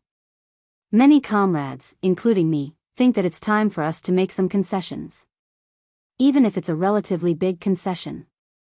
Chen Fangqing looked at him and said nothing. You have to be mentally prepared.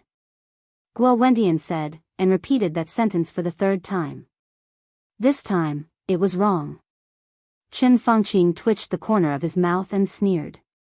Wrong? What's wrong? You and I can see it, and everyone can see the impact that Beihai has made on Zhongzhou State over the years. No one can deny their contribution to Zhongzhou State, but contributions don't mean there are no disadvantages. It's imperative to contain Beihai, not only Beihai, but also Emperor Dong's palace. In Zhongzhou State, all the so-called super forces must obey the will of Zhongzhou State. Everything I did was what I should do in my position. Chen Fangqing pulled the necktie on his collar a little grumpily. He was silent for a while, then continued to say, I didn't do anything wrong. If I'm wrong, my only mistake is that I failed. That's all. Maybe in a few years, when Zhongzhou State can't bear it, what I did today will be done by someone else again. My only hope is that the other party can succeed. Guo Wendian smiled bitterly and lit another cigarette. Faint smoke rose in front of him. Guo Wendian was silent for a while, then said softly, Li Tianlan has entered the capital.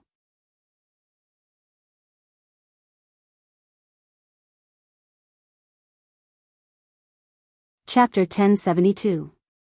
Guo Wendian's voice was very light and short. But Chen Fangqing, who had been maintaining an indifferent posture, suddenly shook his body. Li Tianlan entered the capital. Everyone knew that this would happen sooner or later.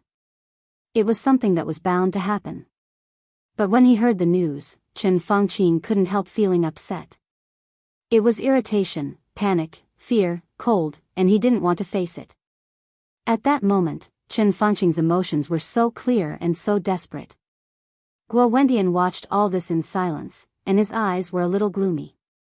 Now it was not only Chen Fangqing who had these emotions. As Li Tianlan entered the capital, the whole prince group was in a panic. It had been less than 24 hours since the final battle in Beihai. After Li Tianlan defeated all his opponents, he went straight to Yuzhou without hesitation. Yes, he went straight. Simple, straightforward, brutal, and domineering. For the people of the prince group, everyone could feel Li Tianlan's determination. It was a kind of indescribable cruelty, with naked fierceness and blood. With every inch he got closer to Yuzhou in the air, the prince group would feel more danger. For several years, the prince group, which had always been the protagonist, had done too many things that should and should not have been done. Perhaps, as Chen Fangqing said, what they did was right. But Emperor Dong's palace would not accept it. Many things in the world, in many cases, did not pay attention to simple right or wrong. Li Tianlan won the final battle in Beihai and controlled Qin Fengqing's life and death. He controlled Qin Fengqing's life and death, which was equivalent to controlling the future of the prince group. As soon as Li Tianlan arrived in Yuzhou, the whole prince group smelled an extremely strong bloody storm. Everyone was waiting for Li Tianlan's action in an almost suffocating depression. What are their demands? Qin Fengqing took several deep breaths in a row and asked hoarsely. They haven't mentioned the specific demands. Guo Wendian shook his head with a heavy look. After all, everything has just begun, but the establishment of the new group is a foregone conclusion. During this time, Wu Jingmin and Bai Qingqian have made big moves. Qin Fengqing snorted and asked, Nanyue? We can't keep it. Hearing those words, Qin Fengqing helplessly replied, we've previously discussed that Nanyue province will definitely fall. The Haoyue group's matter is getting bigger, and it's extremely troublesome. It hasn't even been a day since the decisive battle in Beihai, and 3 of the Haoyue group's higher-ups have already surrendered themselves. If we want this matter to end quickly, we have to give up on Nanyue province. Otherwise, it won't be easy for us. Qin Fengqing gritted his teeth. Haoyue group was a super large group that he had single-handedly supported. It was also the most beneficial cash cow for the entire Qin family. Although there were not many similar groups in Zhongzhou state, there were still quite a few of them. In many cases, in order to fight for something that had to be fought for, consortiums like Haoyue group would act beyond the rules. More often, when they traded with certain foreign groups and forces, they carried the will of the country. However, this kind of thing couldn't be brought to the table, so it left countless hidden dangers. The reason why Haoyue group had fallen to this extent today was not that the chairman of Haoyue group was killed. The most fundamental reason was that Qin Fengqing's foundation was unstable and he couldn't protect himself. As the prime minister of a country, he was undoubtedly the most representative of Zhongzhou state. He could easily cover up many things of Haoyue group. Although he did something wrong this time, no one could deny his character and position. Haoyue group had indeed delivered a lot of benefits to different foreign forces over the years, including money, technical information, technical drawings, and even weapons. But what Haoyue group exchanged from them and served Zhongzhou state could only be more. But with Qin Fengqing's unstable status, there was no way to say these things. Everyone would deliberately cover up what Haoyue group had brought to Zhongzhou state. People would only pay attention to what Haoyue group had taken away from Zhongzhou state. Right and wrong were never pure. In the current situation, even the prince group would not speak for Qin Fengqing and support him for self-preservation. Giving up Nanyue province and letting the Haoyue group's matter come to an end was something that had been discussed a week ago in Zhongzhou state. The first to propose this was Wu Jingmin, the deputy prime minister of Zhongzhou state. This was undoubtedly the condition of the new group, and right now, the prince group had no room to bargain, no matter how unwilling they were. They had to give up. Although Haoyue group had not been in trouble for a long time, so far, 2 directors of Nanyue group had been deeply involved in the quagmire. If they didn't let go, no one knew how much trouble they would make in the end. No one would doubt the determination of Emperor Dong's palace and Li Tianlan. The establishment of a new group was not something that could be done verbally, nor could it be done by sending Wu Jingmin to the position of a director of Zhongzhou state. The most basic structure of a group was the need of territory. A territory to improve its own structure, cultivate new blood, make a unified voice, and implement its own ideas. Every group had such a territory. For example, the southeast group's Beihai province and the former Wuyue province. For example, the prince group's Tianfu province and southwest city. For example, the giant group's Zhongyuan province.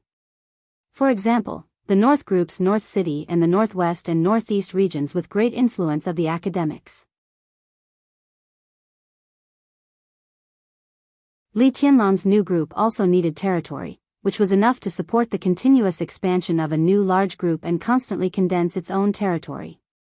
At present, Nanyue was the most suitable area. It was the forefront of the development of Zhongzhou state. In terms of economic output, it was second only to Wuyue. It was one of the most developed provinces in Zhongzhou state and had a perfect structure. The speaker of Nanyue was all members of Zhongzhou state. This was also crucial for the new group. With Nanyue, the new group had a stable foundation. Not to mention the future, at least there was no risk of falling apart directly. The prince group's influence in Nanyue province was great. Although it couldn't be compared to Tianfu's backyard, the prince group's influence in Nanyue province has always held an absolute advantage in the game. The current chairman of Nanyue province was one of the leaders of the prince group.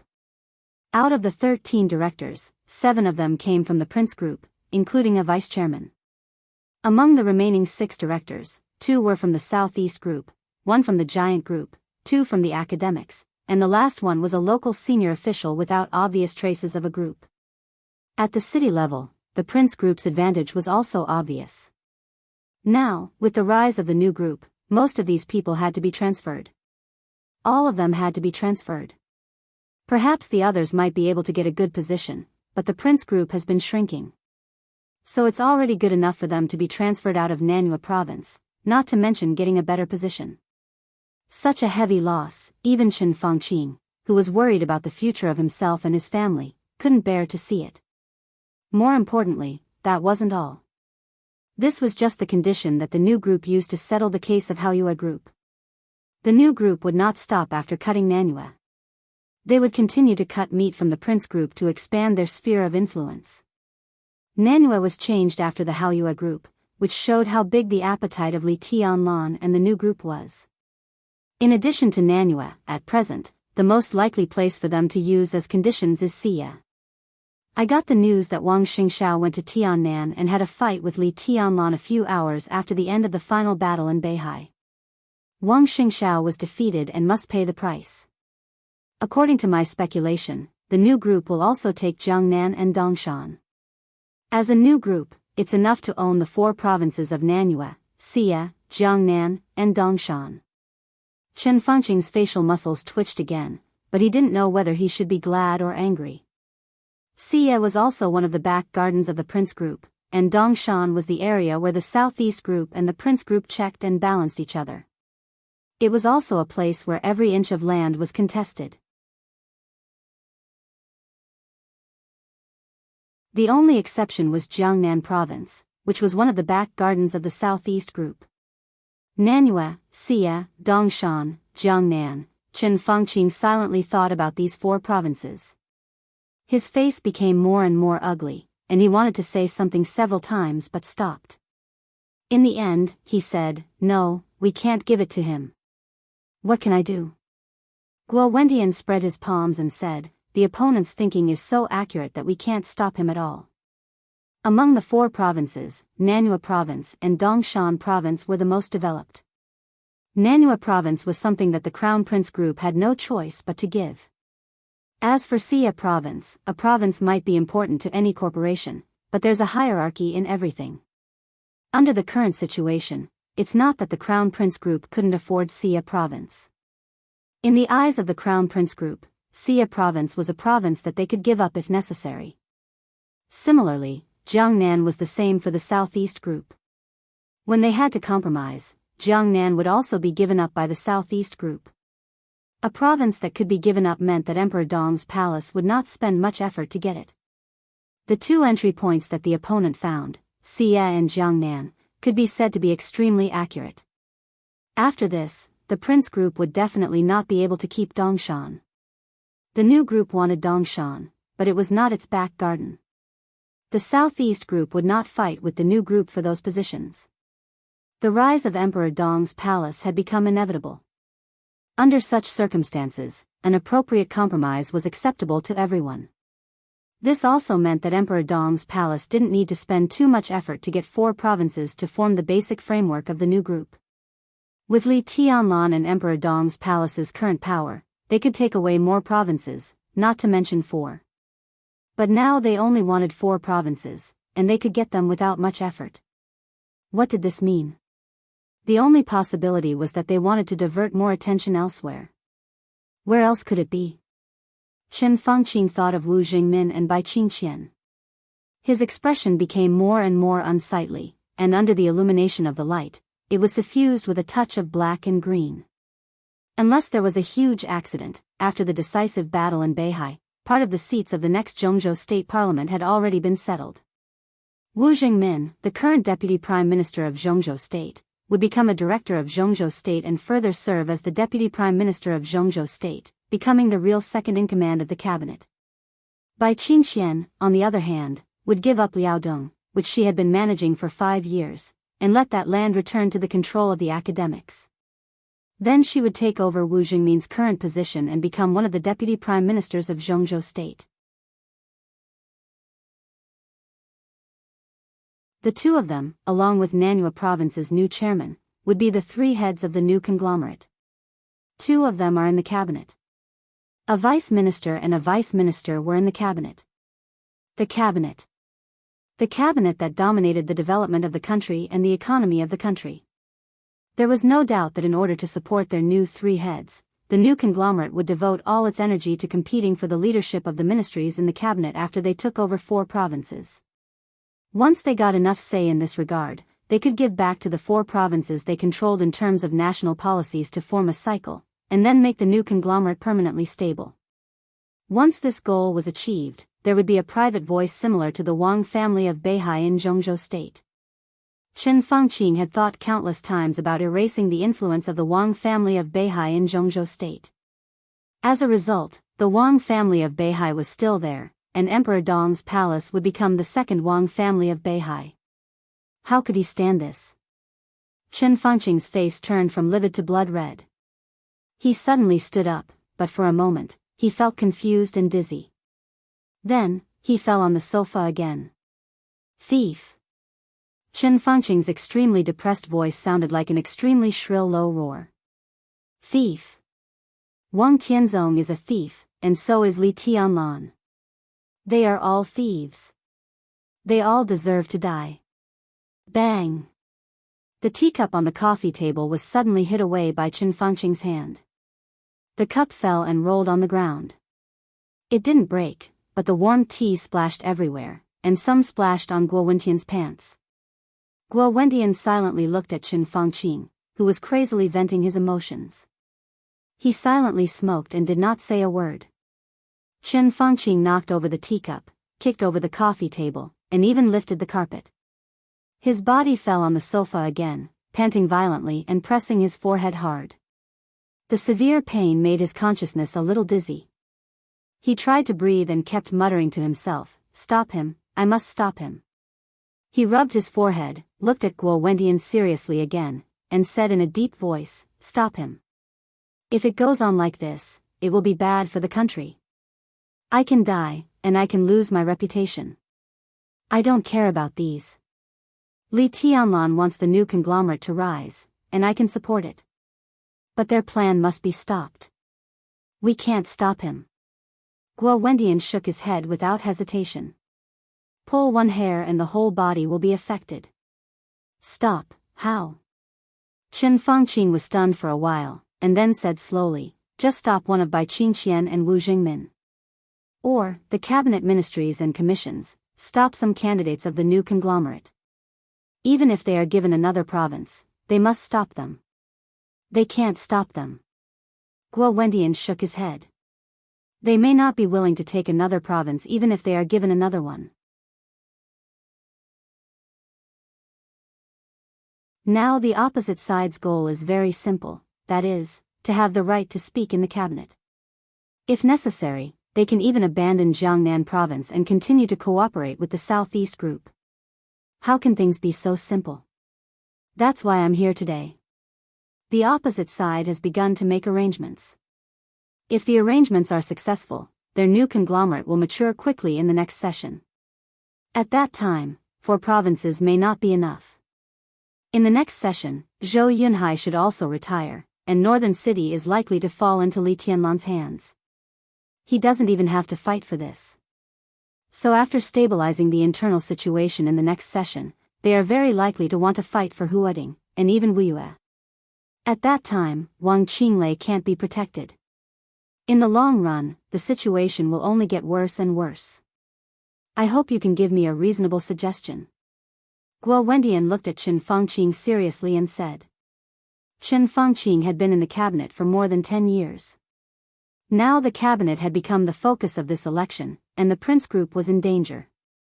Guo Wendian hoped to get some effective suggestions from Chen Fangqing. Chen Fangqing was silent and lit another cigarette. He rubbed his forehead hard.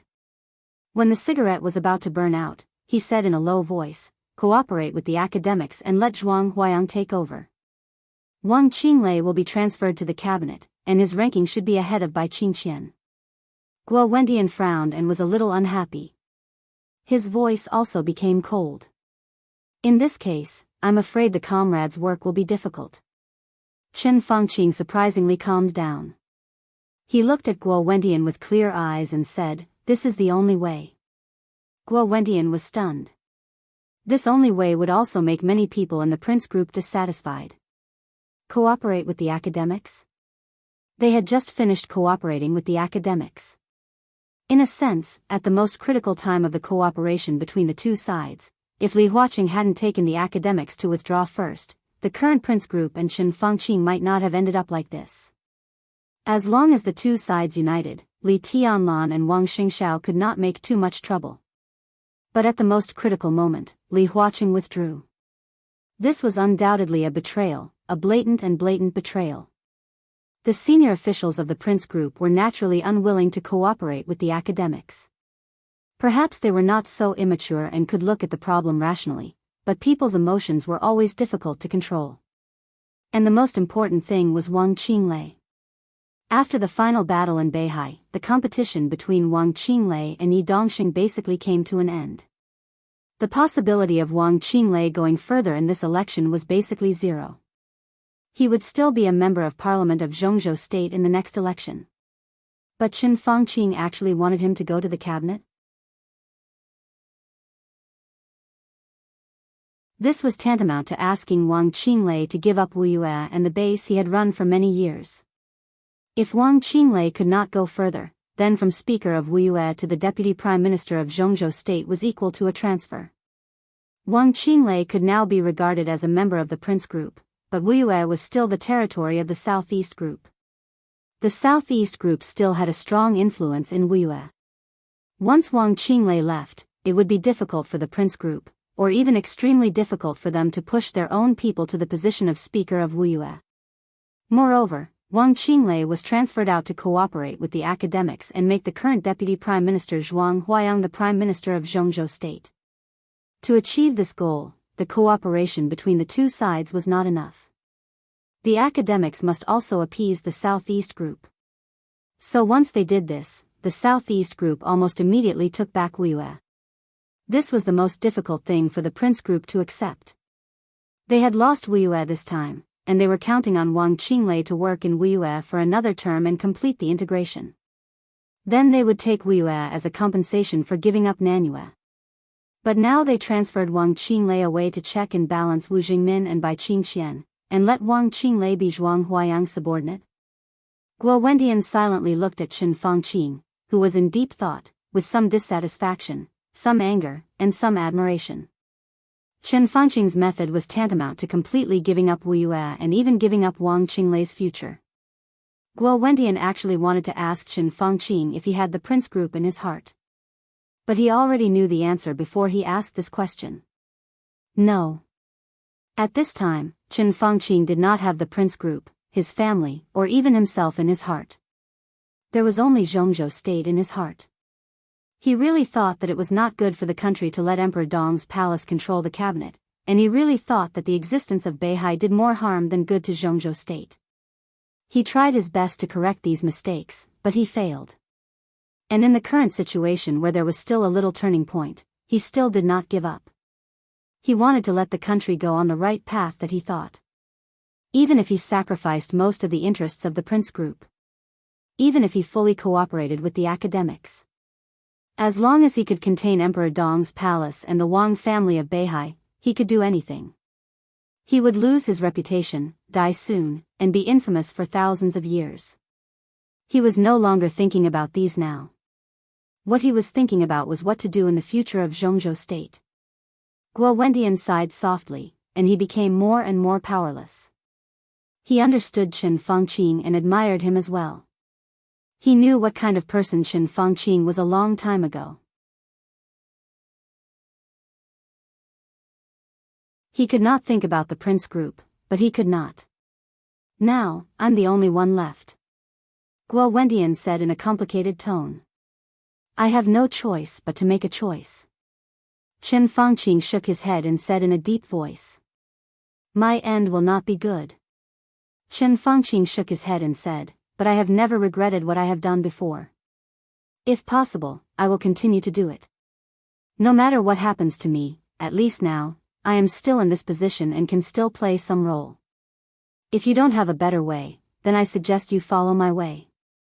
Even from the group's point of view, this may cause heavy losses, but it is much better than waiting for Li Tianlan to grow up and completely break up our group. Guo Wendian clenched his fists hard and did not speak. Chen Fangqing suddenly smiled and said, you don't have to be the bad guy. Even if Li Tianlan arrives in Yuzhou, will he come to kill me right away? We still have some time. The group is so big, and I am in a bad situation. I am afraid that not many people are willing to listen to me, but there are always people who can listen to me. I will express my attitude. I will talk to the president, and I will do the work for Wang Qinglei. This time we may have made a big concession, but the future can still be stable. Chen Fangqing paused and smiled again. Next, no matter what Li Tianlan does, I will take it.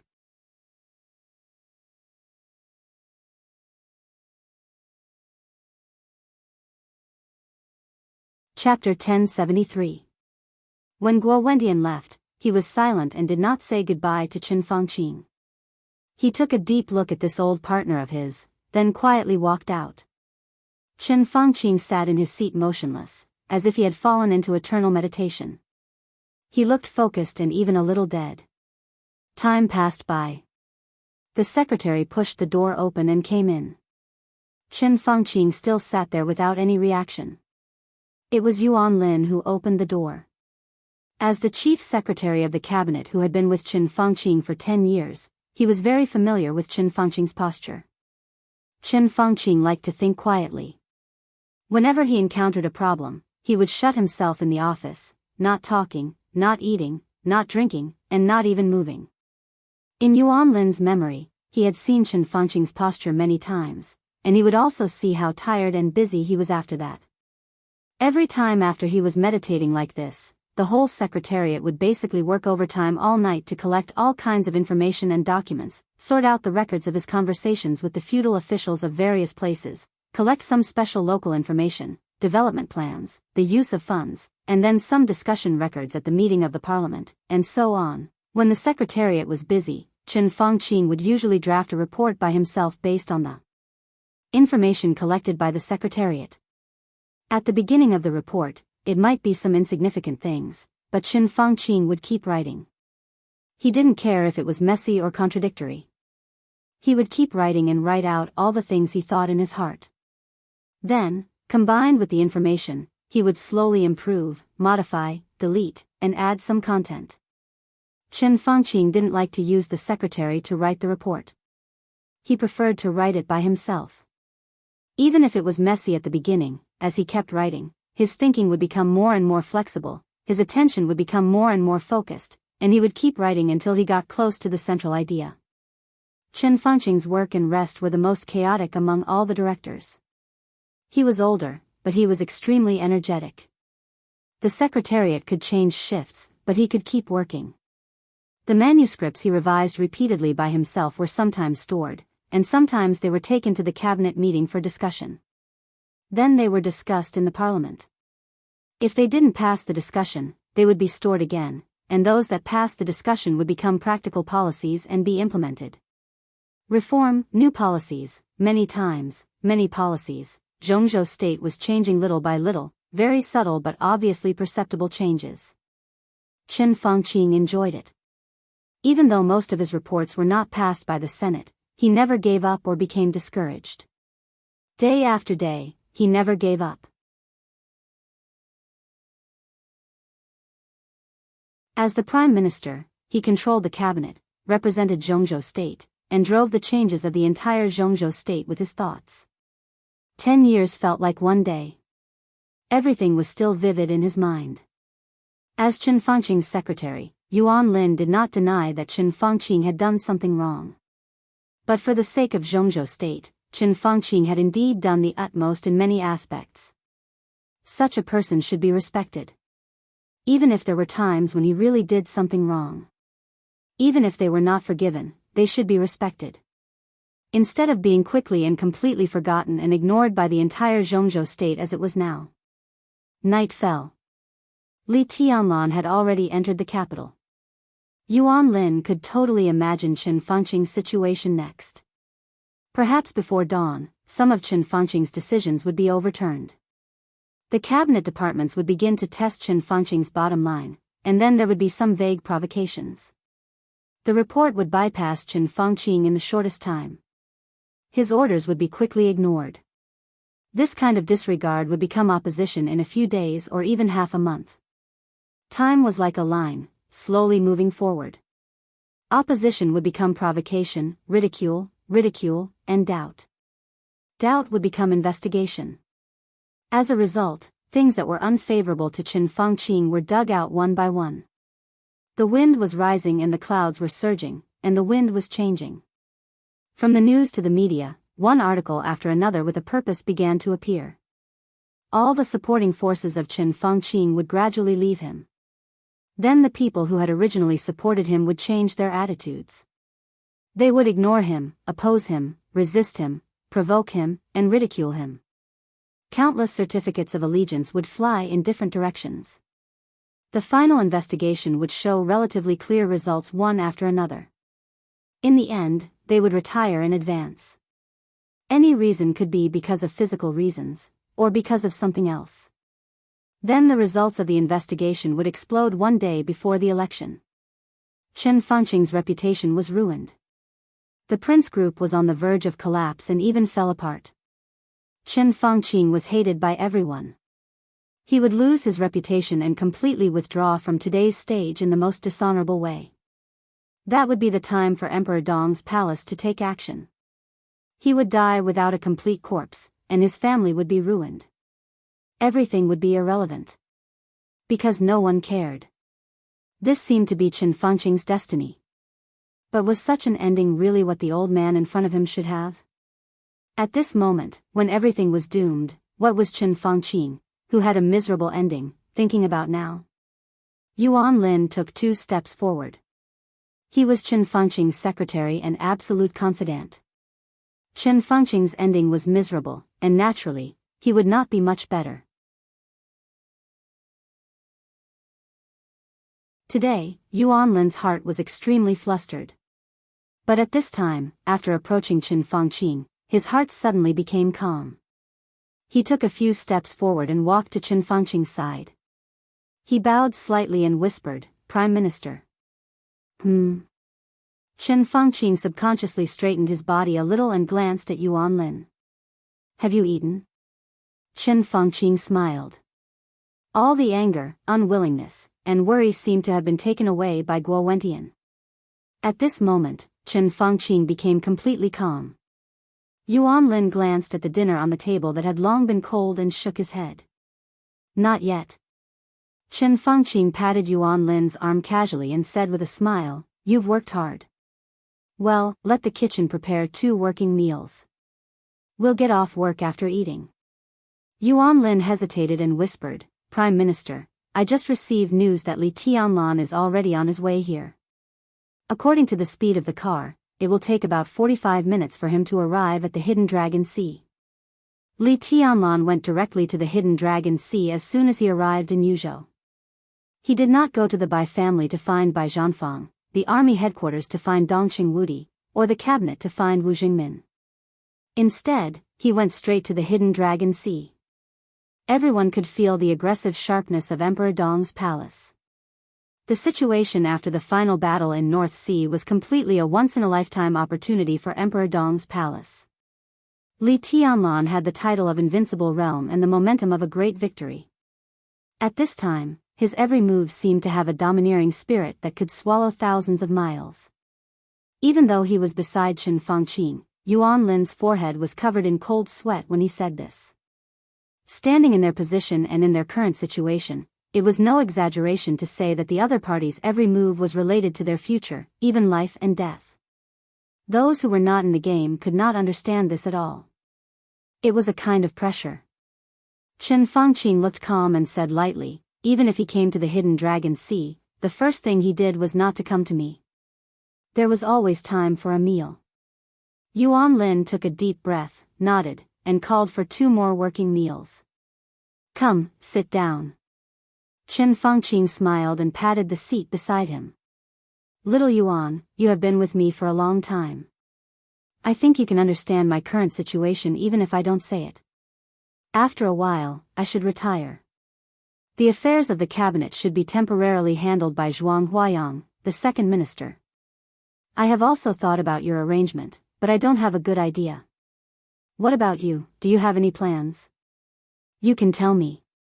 Yuan Lin was stunned and for a moment, he did not say anything. Plans? He really had no plans. There was still nearly a year before the election, but everyone knew that under such circumstances, Chen Fangqing did not have a year. At most 3 months, he would temporarily retire for some reason. It was also easy to find a superficial excuse, such as a physical problem that he needed to recuperate. Until the election, he was afraid that he would not have any chance to show up. Everyone in the Prince group was in a panic, and everyone wanted to keep their positions. As Chen Fangqing's secretary, no one but Chen Fangqing could care for him at this time. But Chen Fangqing could not protect himself, so what arrangements could he have for him? Yuan Lin now had a muddle-through mentality. He was very clear that when Chen Fangqing left, his political life was basically over. "You don't have to be too pessimistic," Chen Fangqing said with a smile. "If I fall this time, it will be very difficult for me to get up. But I am still in this position. No matter how precarious it is, I have to arrange for the people around me. Comrade Wen Tian will not ignore your life and death. You have the ability and courage. Your problems will always be solved. If you don't have any good plans, I have a few places to arrange for you. Go to the Ministry of Agriculture or the Ministry of Science. There is also a position in the Ministry of Health that is more suitable for you. If not, you can go back to Tianfu. You can choose one." Chen Fangqing's eyes were a little dazed. Ministry of Agriculture, Ministry of Science, Ministry of Health. Among the major departments in the cabinet, this was not a very important position, but it was not a dispensable position either.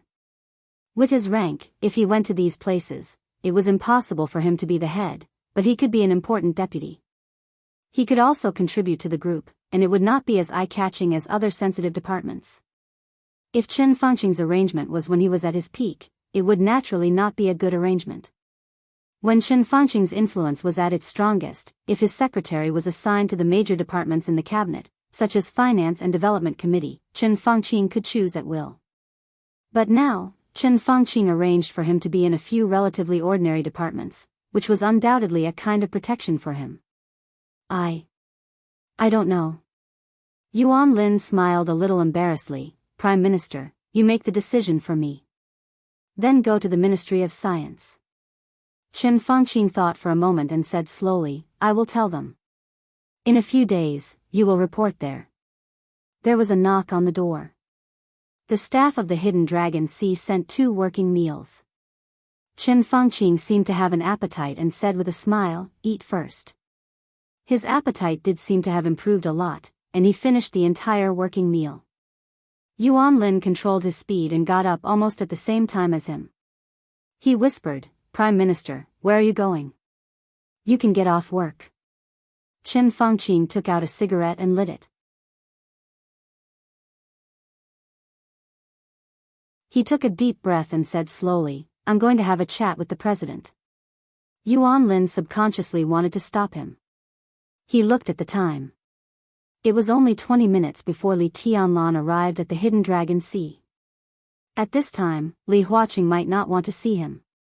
Even if he saw him, what could he do when Li Tianlan came? Was he going to humiliate himself?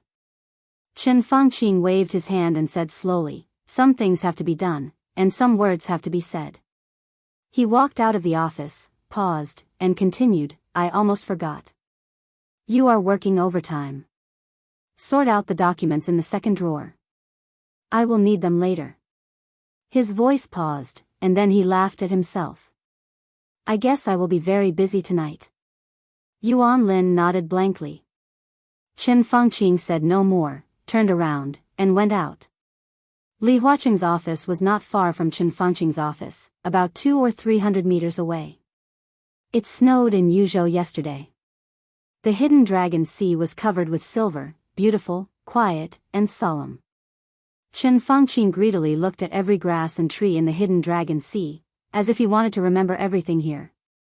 He even stood on the shore of the hidden dragon sea for about 2 or 3 minutes, and then strode to the golden autumn garden where Li Huaqing lived. The salute of the guard was still solemn and steady. But Ma Si, who was sitting outside the president's office, looked a little unnatural when he saw Chen Fangqing. When he saw the prime minister, he instinctively wanted to stand up, but he suddenly thought of something. His movement was a little slow, and his whole body looked extremely strange. Prime Minister. Ma Si smiled, but his smile was a little ugly. Chen Fangqing remained calm and nodded slightly. He nodded slightly and asked, Is the president here? Yes, but the president will meet a distinguished guest later. It's very important. Prime Minister, Ma Si's voice was a little hesitant. If it was in the past, he wouldn't have said such a thing even if he was beaten to death. It could be seen what kind of position Chen Fangqing had in other people's hearts now. I also have a very important thing. Chen Fangqing said unhurriedly, what can be more important than national affairs? Ma Si was speechless. Chen Fangqing's eyes looked very ordinary, but when they fell on him, there was always a kind of extremely fierce sharpness and weight. He subconsciously lowered his head and didn't speak anymore. Chen Fangqing stepped forward and pushed the door of the president's office with his own hands. Ma Si hesitated for a moment and didn't stop him. In the office, Li Huaqing looked at Chen Fangqing, who came in with some surprise. He was stunned for about 2 seconds before he nodded with a smile and said, The Longjing tea has just been made. Come and have a taste. He naturally picked up a teacup and poured a cup of tea for Chen Fangqing. Chen Fangqing nodded and sat on the sofa. After a moment of silence, he let out a long breath. Li Huaqing slowly tasted the tea and didn't speak. In fact, long before the start of the decisive battle in North Sea, or more precisely, since the academics took the initiative to terminate the cooperation with the Prince Group, the relationship between the two had fallen to the freezing point. Although there were some exchanges at the meeting of the parliament, when they met in private at the Hidden Dragon Sea, the two of them nodded at most, and no one spoke. When will he arrive? Chen Fangqing asked calmly. We just talked on the phone 5 minutes ago. Li Huaqing smiled and said, There is some traffic jam on the road. The comrades of the police department have already evacuated the traffic. The section to the Hidden Dragon Sea is under traffic control. There are about 30 or 40 minutes left. He really can't wait. Chen Fangqing sneered. Seize every minute. Li Huaqing said meaningfully, his character has always been very direct. Besides, the new group involves too much. It seems that less than a year is plenty, but when it comes to operation, this time is actually very tight. Chen Fangqing was silent for a while, shook his head, and didn't bother to talk nonsense. In many people's eyes, he and Guo Wentian of the Prince Group had the same position, and they were old partners with great tacit understanding. But in fact, in Chen Fangqing's heart, Li Huaqing was his best partner. Most of Chen Fangqing's thoughts were devoted to the overall situation of Zhongzhou State, and sometimes he would sacrifice the interests of the Prince Group for the overall interests. Li Huaqing also had the overall situation in mind, so the two could reach an amazing consensus on many things. They knew each other very well. At this time, there was no point in being polite. What does he want? Chen Fangqing asked directly. When he chatted with Guo Wentian, Guo Wentian just guessed some things, and no one in the prince group knew the actual situation. But now the new group had become more and more obvious, and it was impossible for Li Huaqing not to know the demands of the new group.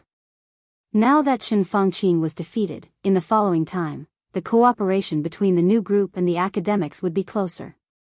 In addition to Li Huaqing's position, he was now undoubtedly one of the people who could see the structure of the new group best. The smile on Li Huaqing's face paused slightly, and a touch of gloom flashed in his eyes. Qin Fangqing's heart began to sink. Seeing that Li Huaqing showed such a look, Qin Fangqing suddenly found that Li Tianlan's appetite might be bigger than he had expected, or even much bigger. Nanyue, Xie, Jiangnan, Dongshan. Li Huaqing opened his mouth lightly. These can be given to him. Qin Fangqing said directly without the slightest hesitation. These 4 provinces were already in Li Tianlan's pocket. Everyone could see that, in the current situation of Zhongzhou state, it was the easiest to take these 4 provinces.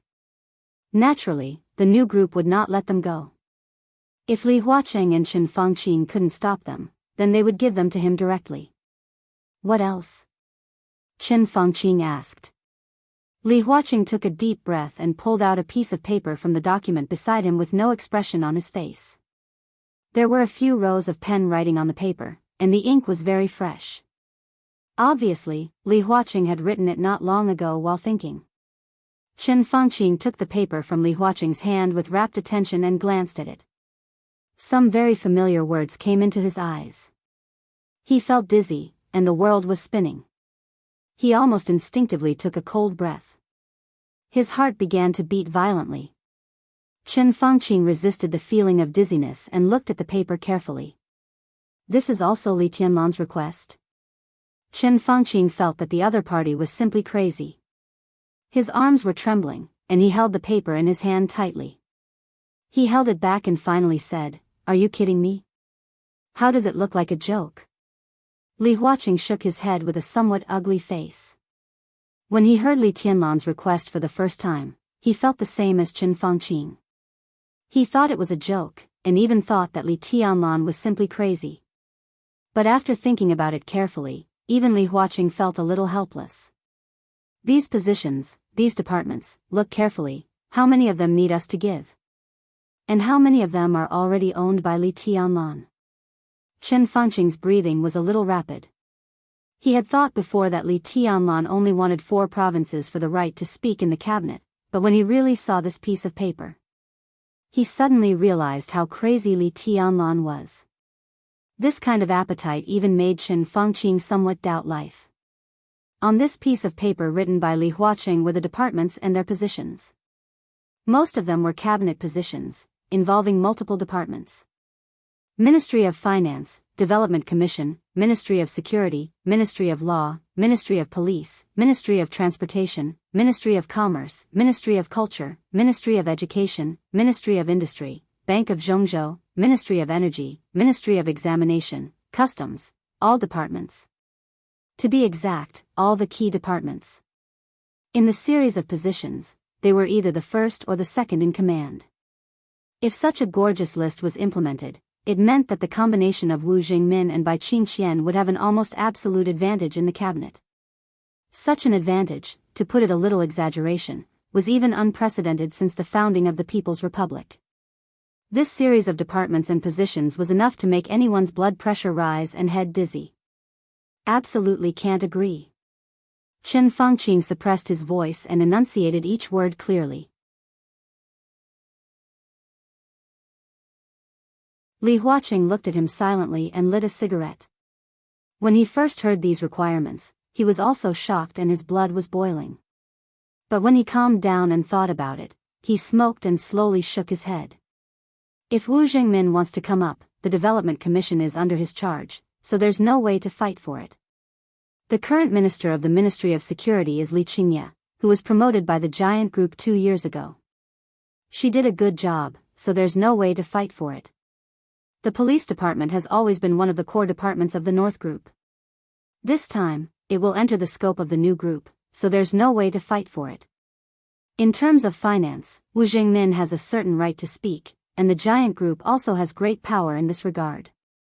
We always have to express some support for the new group, so we can't block some places.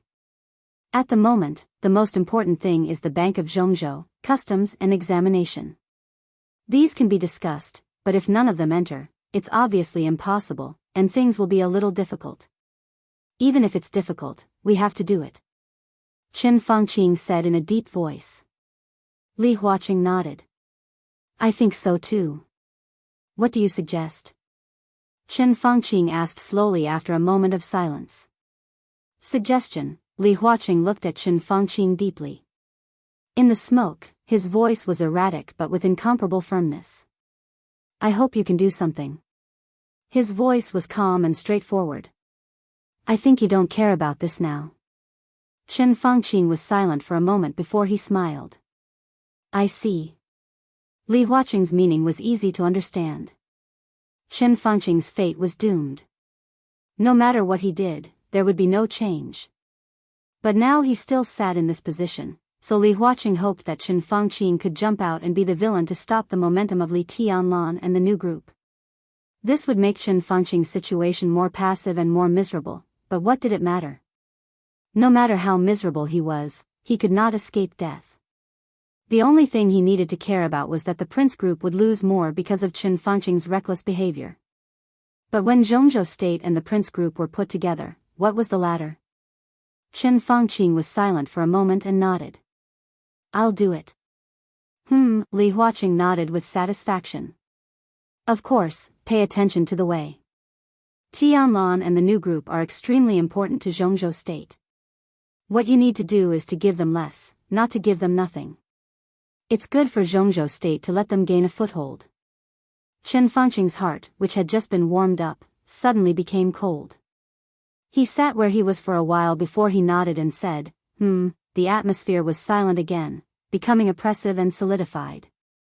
After a long time, Qin Fangqing suddenly said, If the Prince Group fully supports Zhuang Huayang's promotion, how sure are you?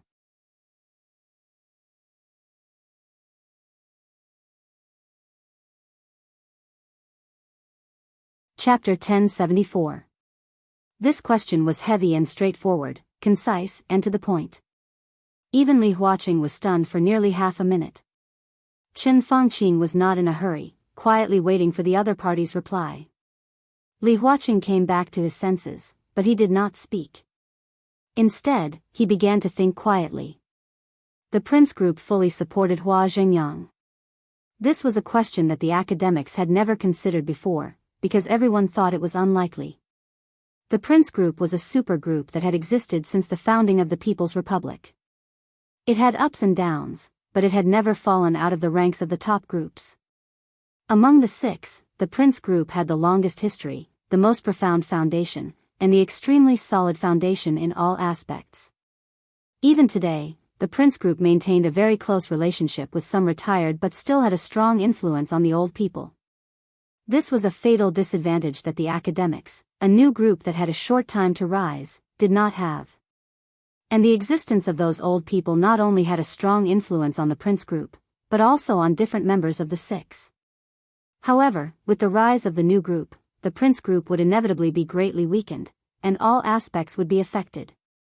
The reason why the Prince Group could exist since the founding of the People's Republic and always be in the ranks of the top groups was that each of their leaders had a very strong group concept. To explain it in an inaccurate but easy to understand term, the so-called group concept was selfishness. This kind of concept would overemphasize the group's future, protect its shortcomings, and cause some short-sighted decisions. But at the same time, such a concept would greatly strengthen the cohesion within the group. Qin Fangqing was definitely an outlier in the Prince Group. But Guo Wentian took this concept to the extreme. Simply put, in the overall situation of Zhongzhou State and the group's future, Qin Fangqing would think that the overall situation of Zhongzhou State was overriding. In Guo Wentian's heart, he also thought that the overall situation of Zhongzhou State was more important, but that was all. So even if he had a seemingly correct understanding, he would always consider some internal problems of the group in some decisions and implementation. Outsiders had no right to judge whether this concept was right or wrong. Li Huaqing was not qualified either. But Li Huaqing had the vision to see clearly how the Prince Group would choose in this situation. The Prince Group was now really in a precarious situation. According to their past habits, at this time, the most important thing they should do was to completely withdraw their wings, throw away all the interests that they were reluctant to give up but had to give up, and plan their future. According to their strategic goals, after this election, their biggest demand was to occupy 2 places on the Council of Zhongzhou State, which would also be the goal they would strive for after giving up Qin Fangqing. At present, Guo Wendian would continue to be re-elected, and the candidate for the other council members still needed their internal coordination and research. Under such circumstances, they needed enough time to straighten out all kinds of relationships, so as to save as many things as possible. Not to mention supporting the academics. Under such circumstances, it was impossible for them to intervene in anything other than the internal problems of the Prince Group. They would only do their best to achieve their own goals. Now, Qin Fangqing asked him how confident Hua Xingyang was if he got the full support of Prince Group. The key was, how much support was this so-called full support? Li Huaqing thought silently, and he suddenly found it difficult to answer this question. Every election was filled with turbulent times. Whether it was those who could be re-elected or those who were striving for a higher position, no one could be alone. Competition was everywhere. Even if they could continue to be re-elected, they had to carefully think about how they should express their attitude in the situation, what attitude they should express, and how they should express their attitude. In countless competitions, there would always be one position that became the focus of all the competition. It was the same in this election. Before the final battle in North Sea, the competition between Yi Dongsheng and Wang Qinglei was the core focus. This kind of competition lasted for nearly 2 years, and the activities of both sides were extremely frequent. It even caused some internal turmoil in the Southeast Group, which could be said to be a joke to outsiders. Now that the final battle in North Sea was over, it meant that Wang Qinglei was automatically out. But the focus of the competition did not disappear. Instead, with the vacancy of Qin Fangqing, the focus of the competition directly shifted to the position of the head of the cabinet. The Prince Group now had no suitable candidate to compete for this position. The new group had risen for a short time, and it also did not have this ability. The North Group of Eternal Soy Sauce was busy trying to integrate with the new group. The giant group could not push out a competitive candidate to compete for this position for the time being. Everyone knew that the new Prime Minister of Zhongzhou State was either from the academics or from the Southeast Group. Wen Siyuan, the Speaker of Beihai, a member of Zhongzhou State. Hua Xingyang, the Deputy Prime Minister of the Cabinet. At present, these two were the most promising candidates for this position. Each had its advantages and disadvantages. In terms of ability, no matter who it was, they were absolutely qualified to be the Prime Minister. Hua Xingyang's advantage was that he had served as the Deputy Prime Minister for 1 term and was more familiar with the cabinet. In this position, it was tantamount to taking advantage of the situation. From a deputy to a top leader, there was no need for running in. His disadvantage was that Li Huaqing would be re-elected. The number 1 and 2 figures were both from the academics, which would undoubtedly make others extremely uneasy. With uneasiness, there would naturally be backlash and opposition. And Wen Siyuan's advantage was that he could get a lot of support more easily. The giant group, the new group, the North Group, and the Southeast Group all preferred Wen Siyuan to be in this position. His disadvantage was that his position was not as competitive as Hua Xingyang's. But if the academics could get the full support of the Prince Group, the situation was completely different. The current Prince Group and the academics were no longer the Prince Group and the academics more than 2 years ago. Similarly, the current Giant Group and the Southeast Group were no longer the Giant Group and the Southeast Group more than 2 years ago. In the past 2 years, the two groups, the Southeast Group and the Giant Group, had constantly compromised and completed the internal reshuffle and change of blood. The cooperation between Li Huaqing and Qin Fangqing was aggressive and aggressive. They took advantage of the time when the other party changed blood and shuffled the cards. The power of the two groups had been greatly expanded. And the power of the Southeast Group and the Giant Group had been greatly locked. It was no exaggeration to say that when Li Huaqing and Chen Fangqing stood together, they now represented the two largest groups in Zhongzhou State. If they fully cooperated, the possibility of pushing Hua Xingyang to the top, Li Huaqing thought for a while and finally confirmed a fact. If they fully cooperated, the possibility of Hua Xingyang being promoted was very, very, very great. Really? Li Huaqing asked in a deep voice. I just met Wen Tian.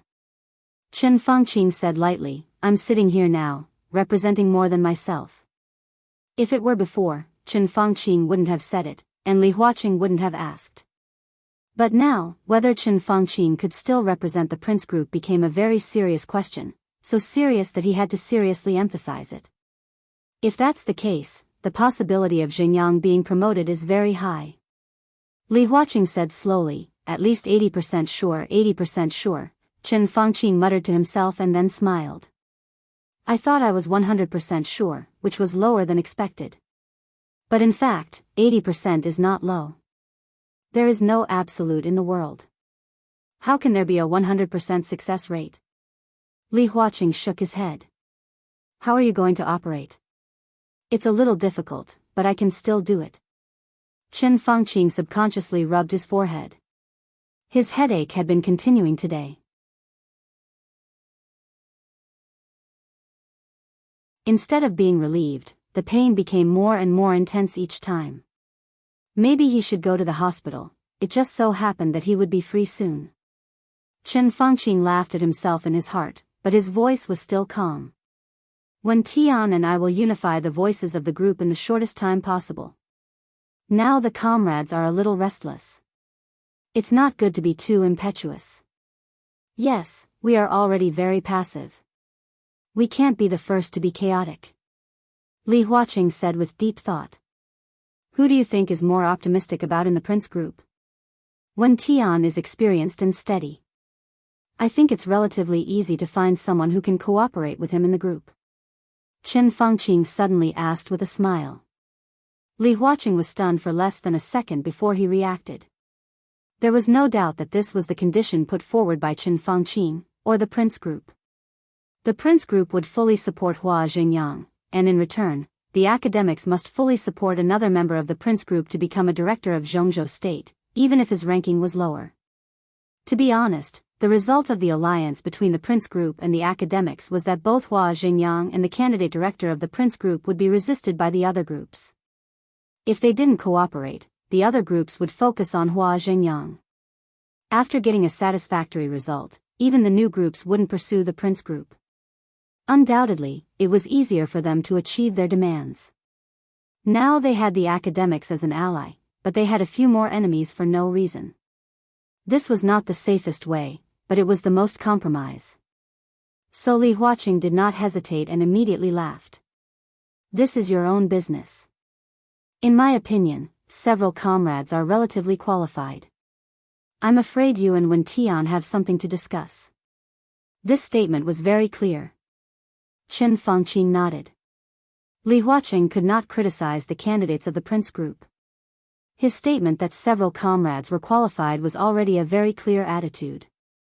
Let's go back and discuss it. Chen Fangqing said. Li Huaqing nodded with a smile, and his eyes were a little twinkling. He suddenly realized that this cooperation with the Prince Group was a last resort for Chen Fangqing, but for the academics, there was suddenly a lot more room for operation. The sudden increase of leeway meant that even if Hua Xingyang failed, he could guarantee that the academics would not lose anything. All kinds of thoughts flashed in his mind for a moment, and then he heard Chen Fangqing's voice again. At present, it seems that there are still a lot of things to solve in the Southeast Group. Wang Qinglei can't go to Beihai this time, but his status is there. In addition, it is said that Wang Xiaoyao has reached the peak of the invincible realm. They also have a lot of hidden dangers inside. Although my decision did not succeed, in a sense, it also slowed down the pace of the Wang family of Beihai. In the next few years, they should focus on stability and not be too radical. His voice paused for a second and then he continued, now the one who should be worried, or even vigilant, is Li Tianlan. Nanyue, Xie, Jiangnan, Dongshan.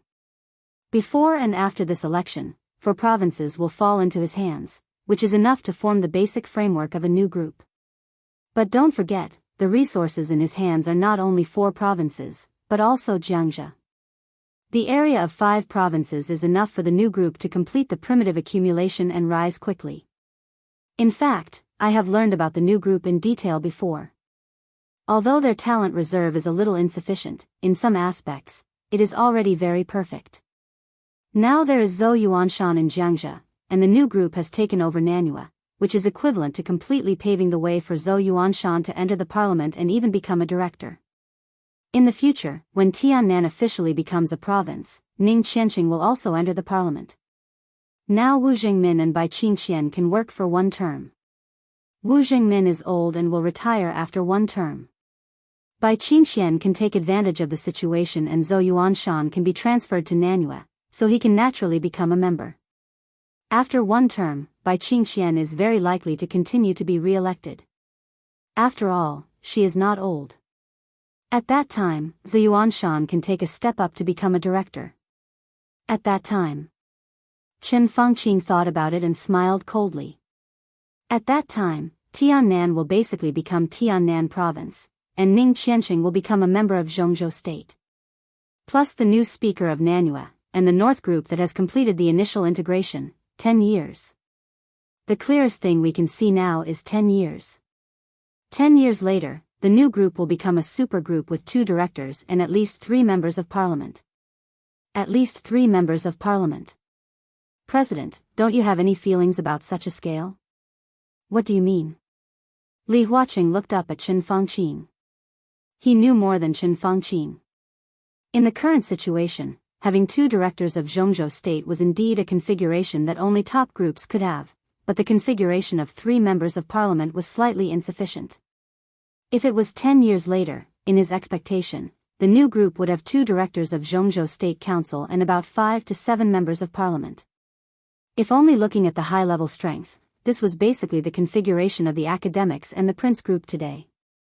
After Li Tianlan owned the Flourishing Age Fund, it was not only the North group that was annexed and integrated, but the power of the giant group was also gradually approaching the new group.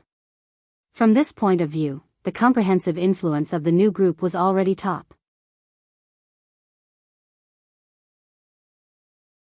With Wu Jingmin, although Dongqing Wudi was the leader of the giant group, he could also be regarded as a major pillar of the new group. However, Li Huaqing had long let go of his dissatisfaction. The current situation might not be what he wanted to see, but no matter what, such a thing had happened in the end. He had tried to stop it, and so had Chen Fangqing, but they did not succeed. In this case, Li Huaqing could only welcome their rise and do his best to guide them to play the right role and move in the right direction. The new group, Emperor Dong's palace, Li Tianlan, this is already a problem that cannot be ignored. I can say with certainty that the existence of Li Tianlan and Emperor Dong's palace is even more dangerous to Zhongzhou state than the Wang family of Beihai. We must try our best to compress his existence space and reduce his sense of existence. Otherwise, the consequences will be unpredictable. The most obvious example is that Beihai is Beihai of Zhongzhou state. But what did the people on Mount Dibing do? Chen Fangqing's tone was a little excited.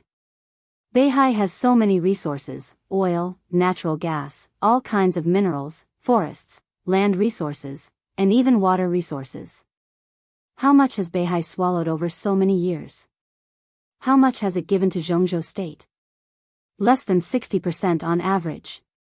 This 60% is shared by a country, and Beihai can get 40%. They are completely lying on the blood vessels of Zhongzhou state to suck blood. Beihai has the best water source in the world, and they are 100% monopolizing it. Have you seen the market survey of the Ministry of Health and the Ministry of Commerce 2 years ago? Every year, part of the mineral water sold by Beihai to Zhongzhou state costs more than 200 yuan per barrel, close to 300 yuan. They say it's water for nobles. Nobles? How can there be nobles in Zhongzhou state? There is no King nobles. On the land of Zhongzhou state, every grass and every tree belongs to the country and the people. How dare they? How dare they? And the land. The land of 150,000 square kilometers in Beihai can only support less than 20 million people. The cabinet has been paying attention to this matter. I paid attention to it when I was in office. My predecessor and even my predecessor were thinking about this problem. In the most beautiful province of Zhongzhou State, the transfer of people's household registration is more complicated than immigration. Now the little bastard Wang Xingshao even closed this channel. How dense is the population of Zhongzhou State? How tight are the land resources? The cabinet issues policies every day and discusses them every year. Is it useful? Zhongzhou State doesn't want to occupy the land of Beihai. I can understand the treaty of that year. Zhongzhou State is willing to spend money and buy it. Beihai belongs to Zhongzhou State. We just want Beihai to develop more reasonably. Is that wrong? What did Wang Tianzong say? Not for sale.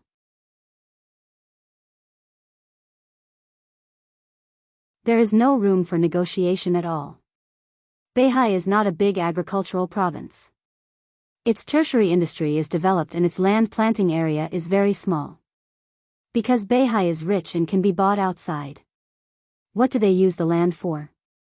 If these lands are handed over to Zhongzhou State for overall planning, we can move at least 40 to 60 million people to Beihai, at least. And it won't bring too much change to Beihai. The Ministry of Construction has plans to build houses, schools, hospitals, and traffic networks. They are absolutely reasonable. But what does Mount Dibing want to do with Beihai? They build F***king parks, plant flowers and grass, and cultivate forests. The whole province is full of flowers. The green area is even much larger than the residential area. What do they want to do? What do they want to do? They made Beihai the most beautiful province, the most comfortable province, and the happiest province. But does all this have anything to do with Zhongzhou State? Does it have anything to do with it? Mount Dibing wants to use these things to bind everyone in Beihai, for loyalty, cohesion, and a sense of belonging. What is the self-introduction of people in Beihai when they walk in Zhongzhou State or any country in the world? Am I from Zhongzhou State? No, there is no such saying. They will say that I am from Beihai. They have the most comfortable living environment, the most beautiful province, the most relaxed life, the highest salary, the lowest housing price, the fairest environment, and the most leisurely holidays. Aristocrats, the aristocratic province of Zhongzhou State. F***ck. He talked incessantly. Chen Fangqing had already seen his ending, so at this moment, he seemed to want to say all the words that he had been suppressing in his heart. His voice was completely roaring, as if he wanted to tear the roof off. His loud voice was so loud that even Ma Si, who was outside, could hear it clearly.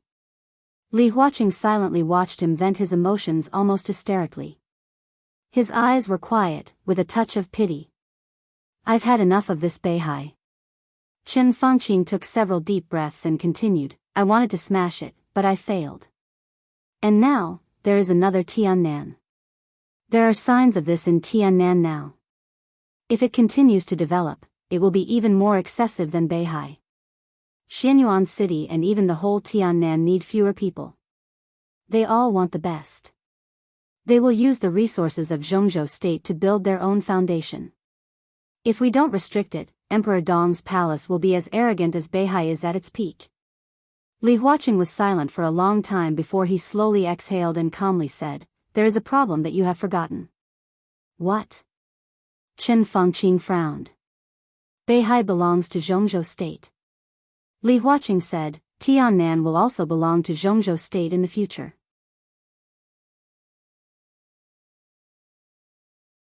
You have always been very attached to this concept, but have you ever thought that without the Wang family of Beihai and Emperor Dong's palace, Beihai province would still belong to Snow Country and East Island, and Tiannan would still belong to Annan?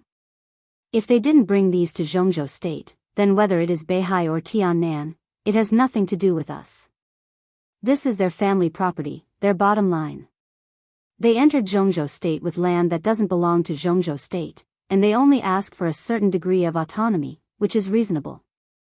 Chen Fangqing froze.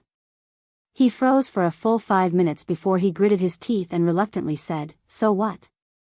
Even if there is no Beihai or Emperor Dong's palace, I believe there will be other forces." "That's right," Li Huaqing said blandly, "then it will be another Beihai in Emperor Dong's palace. In essence, there will be no difference. Anyone who can reach their level will make these demands, no less, only more excessive. This is the foundation that they have worked hard for. Why should they give it to Zhongzhou State unconditionally? They are willing to return to Zhongzhou State because they are from Zhongzhou State. Even if they are saints, they don't give it for free. Put yourself in their shoes. If you stand in Li Tianlan and Wang Tianzong's point of view, will you be willing to see all this? But they have gone too far." Chen Fangqing gritted his teeth and said, "Yes." Li Huaqing nodded and said, "They did have something wrong, so we cooperated before. If we can completely take back Beihai according to your idea, of course I will support it. This has nothing to do with right or wrong, it's just a standpoint. But now the situation is very obvious. We don't have that kind of ability, so we can only accept the reality. In general, whether it is for Beihai or Emperor Dong's palace, I welcome it. Including their blatant theft of the country? Blatant theft of the country's resources?" Chen Fangqing sneered. "They don't steal the country."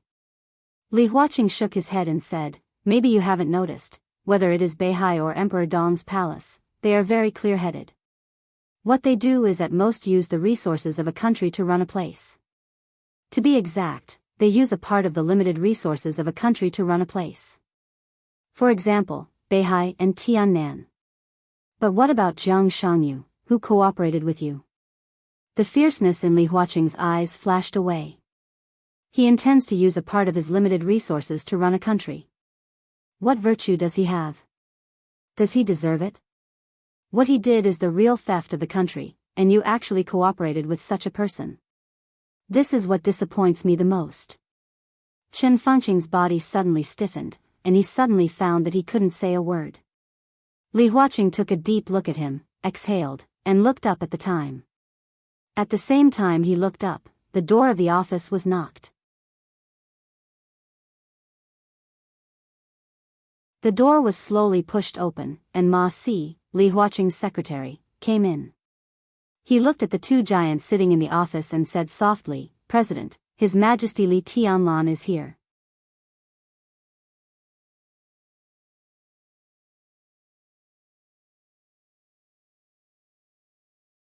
Chapter 1075. Ma Si stood straight at the door. When he reported to Li Huaqing, he never looked at Chen Fangqing out of the corner of his eyes. The smoke lingered in the office. Li Huaqing nodded.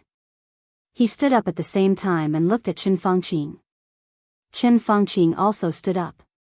Li Huaqing thought he was going to leave, but Chen Fangqing said flatly, "Since we are here, we have to see each other." Li Huaqing smiled and said nothing.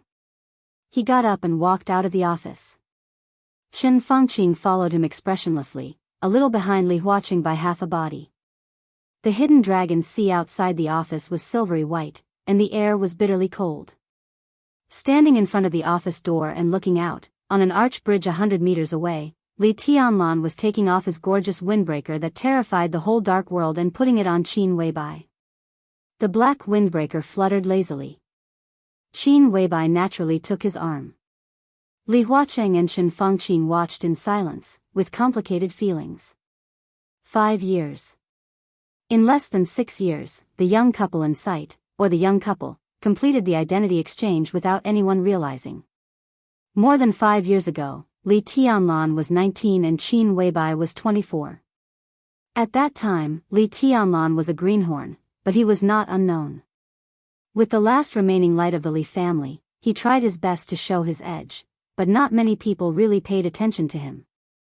That year, Qin Weibai had already taken control of the Samsara Palace.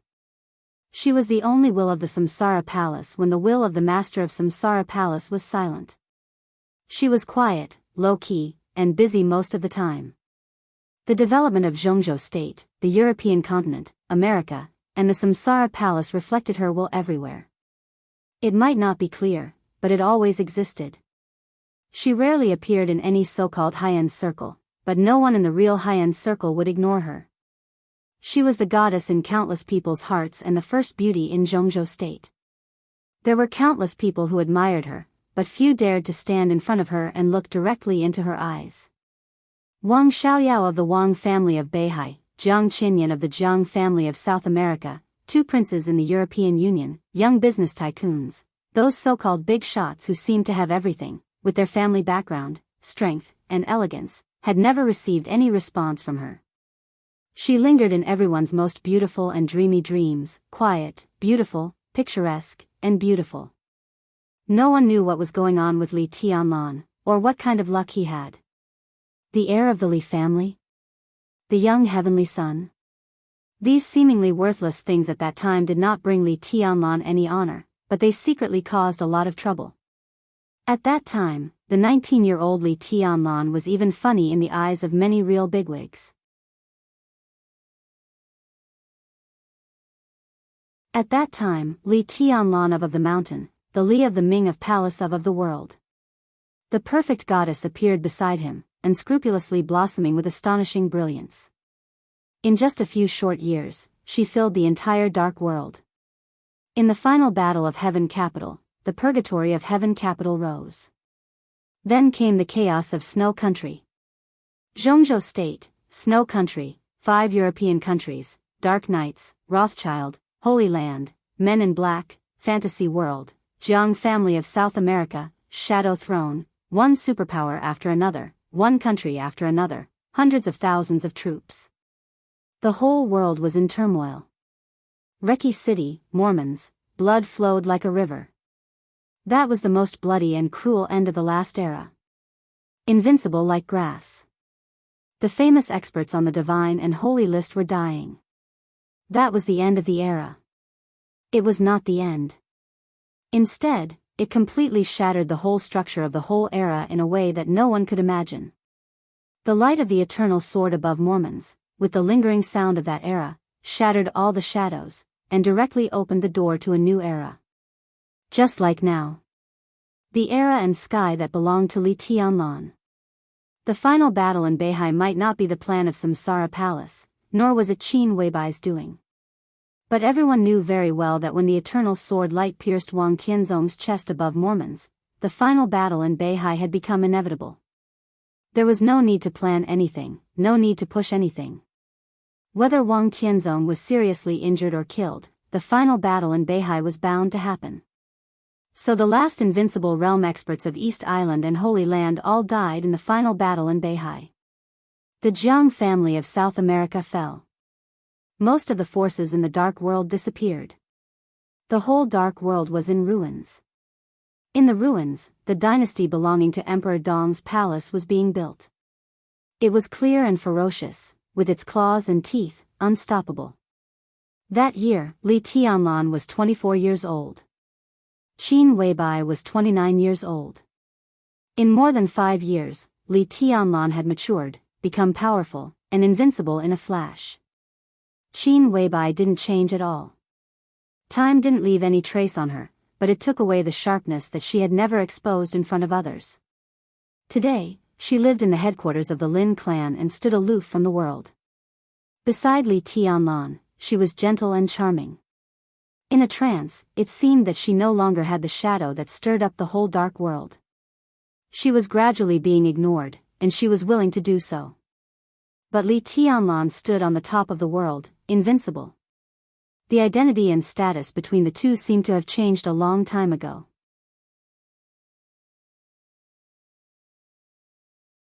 But only at this time, when the young couple officially appeared in the hidden Dragon Sea and stood in front of Li Huaqing and Chen Fangqing, when the well-behaved Qin Weibai and the indifferent Li Tianlan stood together, the impact became particularly strong, like a huge wave, fiercely hitting the consciousness of Li Huaqing and Chen Fangqing. In a trance, Li Tianlan and Qin Weibai had come over. Ma Si coughed. Li Huaqing quickly came to his senses, touched Chen Fangqing, walked down the steps, and reached out to shake hands with Li Tianlan. "Welcome, you two." Qin Weibai stood beside Li Tianlan, smiled gently and quietly, and didn't say anything. You're welcome, President. Li Tianlan smiled, turned his eyes, and fell on Chen Fangqing. Chen Fangqing stood silently, without reaching out or smiling, just looking at him expressionlessly. What are you doing here? Li Tianlan frowned and asked him politely. It's just a coincidence. Chen Fangqing said indifferently. The two sides had really shed all pretenses of cordiality, and they would really fight to the death. If it was in public, for the sake of the overall situation, the two might pretend, but in this situation, there was no need for politeness between them. I'm the Prime Minister of Zhongzhou State. Isn't it normal to discuss work with the President? But Your Highness, as soon as you arrived in Yuzhou, you can't wait to come to the Hidden Dragon Sea. Your manners are ugly, and it's inevitable that you lose your demeanor. I asked Tianlan to bring me here. Qin Weibai smiled and said softly, I'm a woman, and I never care about demeanor. I'm just a little curious, and I want to see what the Prime Minister, who has been targeting my man for the past 2 years, will look like now. If I hadn't met you here, I think we would have taken the initiative to visit later. Your current expression, compared with your last expression, should be very interesting. You. Chen Fangqing's face turned livid. Qin Weibai's voice was too gentle and too straightforward, so straightforward that even Chen Fangqing felt a little powerless to refute. He was silent for a few seconds, and then said with a gloomy face, when men talk, when it's a woman's turn to interrupt? He glanced at Li Tianlan, and still called him with that somewhat harsh title, Your Highness, you really have a good upbringing. Li Tianlan's eyes narrowed, and he said gloomily, Who do you think you are? How dare you judge my woman? In the power center of Zhongzhou State, looking at the Prime Minister of Zhongzhou State and asking him what he was, this was simply the first time in the world, and it was a humiliation that didn't need to be emphasized too much. Not to mention how Chen Fangqing felt, even Li Huaqing, who was beside him, felt offended. He was a little unhappy, but he had completely understood Li Tianlan's attitude. Strong, tough.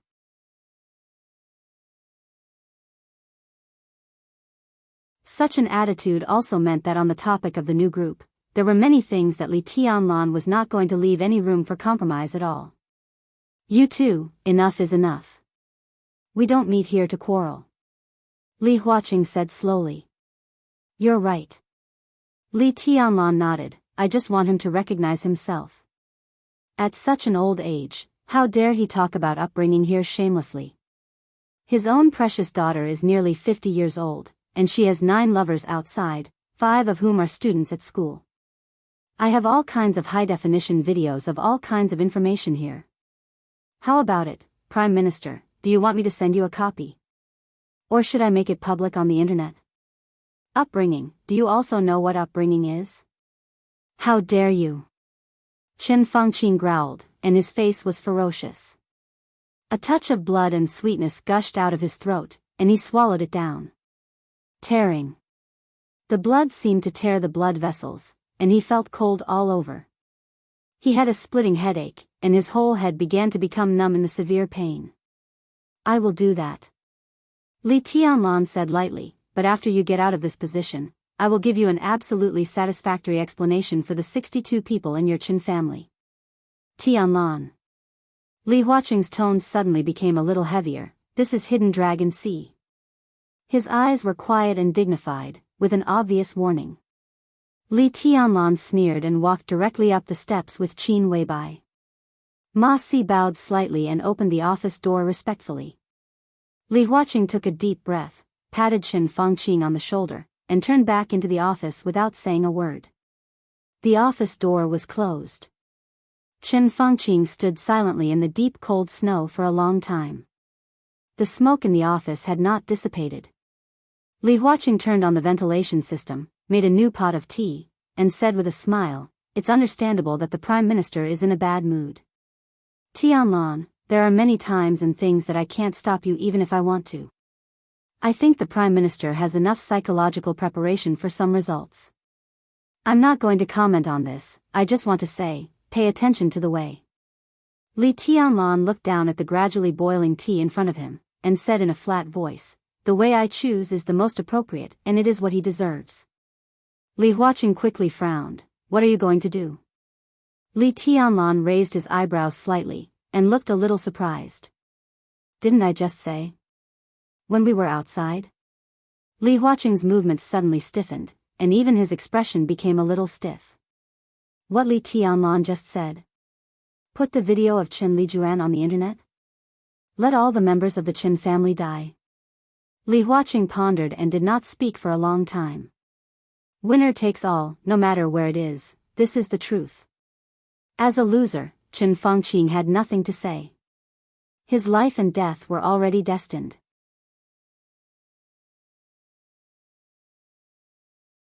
Li Huaqing could accept it, and he could also accept the disappearance of some core members of the Qin family.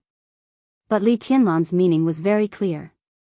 He was not going to let Qin Fangqing, the whole Qin family, and he was not going to leave any leeway. If the Qin family ended up extremely miserable, it would cause extremely strong turbulence in the whole Zhongzhou state, and others would inevitably feel sad.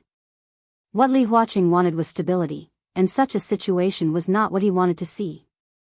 Tianlan, the Prime Minister did do something wrong, but after all, the others are innocent. Li Huaqing looked at Li Tianlan and said slowly. Everyone is qualified to say that they are innocent, but Qin Fangqing is not. Li Tianlan said faintly, the termination plan? Oh, she has already left Beihai and me, and now no one knows where she is. When Qin Fangqing started the termination plan, did he not consider the innocent? According to his style, if the battle in Beihai fails, or if we don't stand the pressure in the past 2 years, what will happen to Beihai? What will happen to Emperor Dong's palace? Li Tianlan looked at Qin Fangqing and said faintly, it's all the same. I can be sure that if we lose, no one will say that they are innocent, including you. Li Huaqing looked away a little awkwardly. It was undeniable that even in Li Huaqing's heart, he also hoped that Qin Fangqing could completely break up the Wang family of Beihai and then completely suppress Emperor Dong's palace. None of them wanted to see Beihai continue to develop, and no one was willing to see the rise of a new group. Qin Fangqing was like this, and so was Li Huaqing. Li Tianlan could have power, but in their expectations, absorbing Emperor Dong's palace before the Flourishing Age Fund was already the limit of their tolerance. Completely suppressing Emperor Dong's palace and maximizing his personal strength and future was the most correct way of governing a country.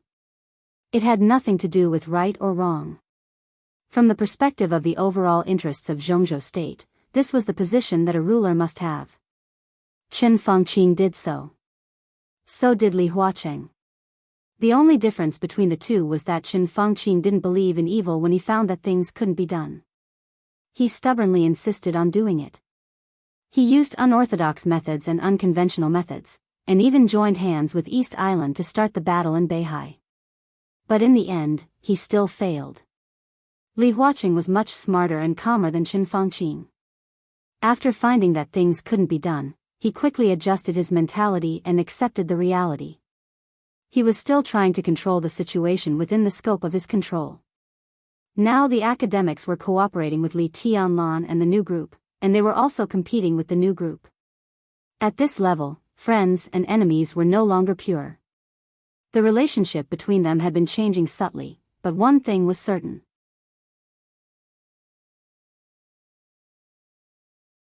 Li Huaqing wouldn't have a good impression of Li Tianlan, and Li Tianlan would have the same impression of Li Huaqing. If we lose, what will happen? Li Tianlan asked softly.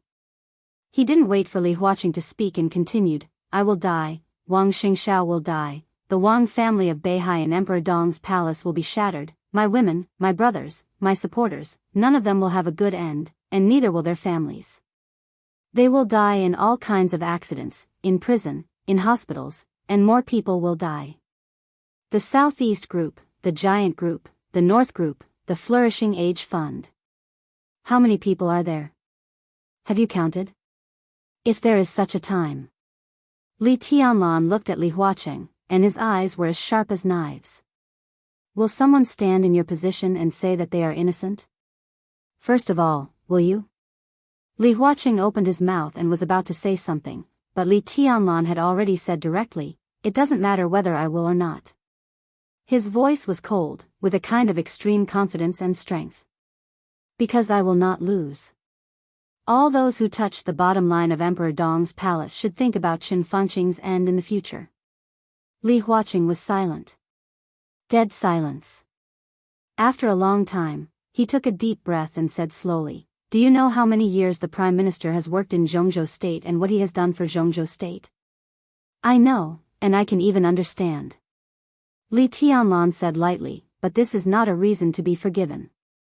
Families and countries are never completely consistent. I recognize his contribution to Zhongzhou State, and I recognize everyone, every director, and every member of parliament. Even Gu Xingyun, from the perspective of Zhongzhou State, is not a bad person. He has also made a lot of contributions to Zhongzhou State over the years. They all deserve respect, and so does Qin Fengqing." Li Tianlan said calmly, "But this can't be a reason for them to hurt Emperor Dong's palace, nor a reason for me to forgive them. I can do what they can do in the future. I don't have such a long-term vision, and I don't have your so-called overall situation. I only know one thing. Whoever dares to hurt the people around me, Emperor Dong's palace will kill his whole family. He is a meritorious minister, a hero, and he can be anyone. But in my eyes, he is an enemy." Li Huaqing sighed, feeling a little helpless. It was not until this time that he understood why Li Tianlan came directly to Hidden Dragon Sea after arriving in Yuzhou. To discuss some problems of the new group? Maybe there was a reason for this. But the most important thing was that Li Tianlan came here to give him a notice. A notice on how to deal with Qin Fengqing. It was not a discussion, but a notice. So no one could stop Li Tianlan. Qin Fengqing's position was very high, and he had done a lot of hard work. But he chose to become Li Tianlan's enemy.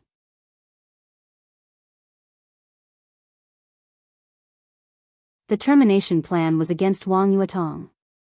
The battle in North Sea seemed to be against North Sea, but in fact, it was also against Emperor Dong's palace.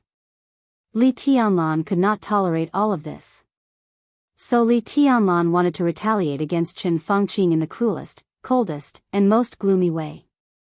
He wanted everyone to see what would happen to those who went against Emperor Dong's palace. Since the rise of Emperor Dong's palace, Qin Fengqing was the first opponent with enough qualifications and status.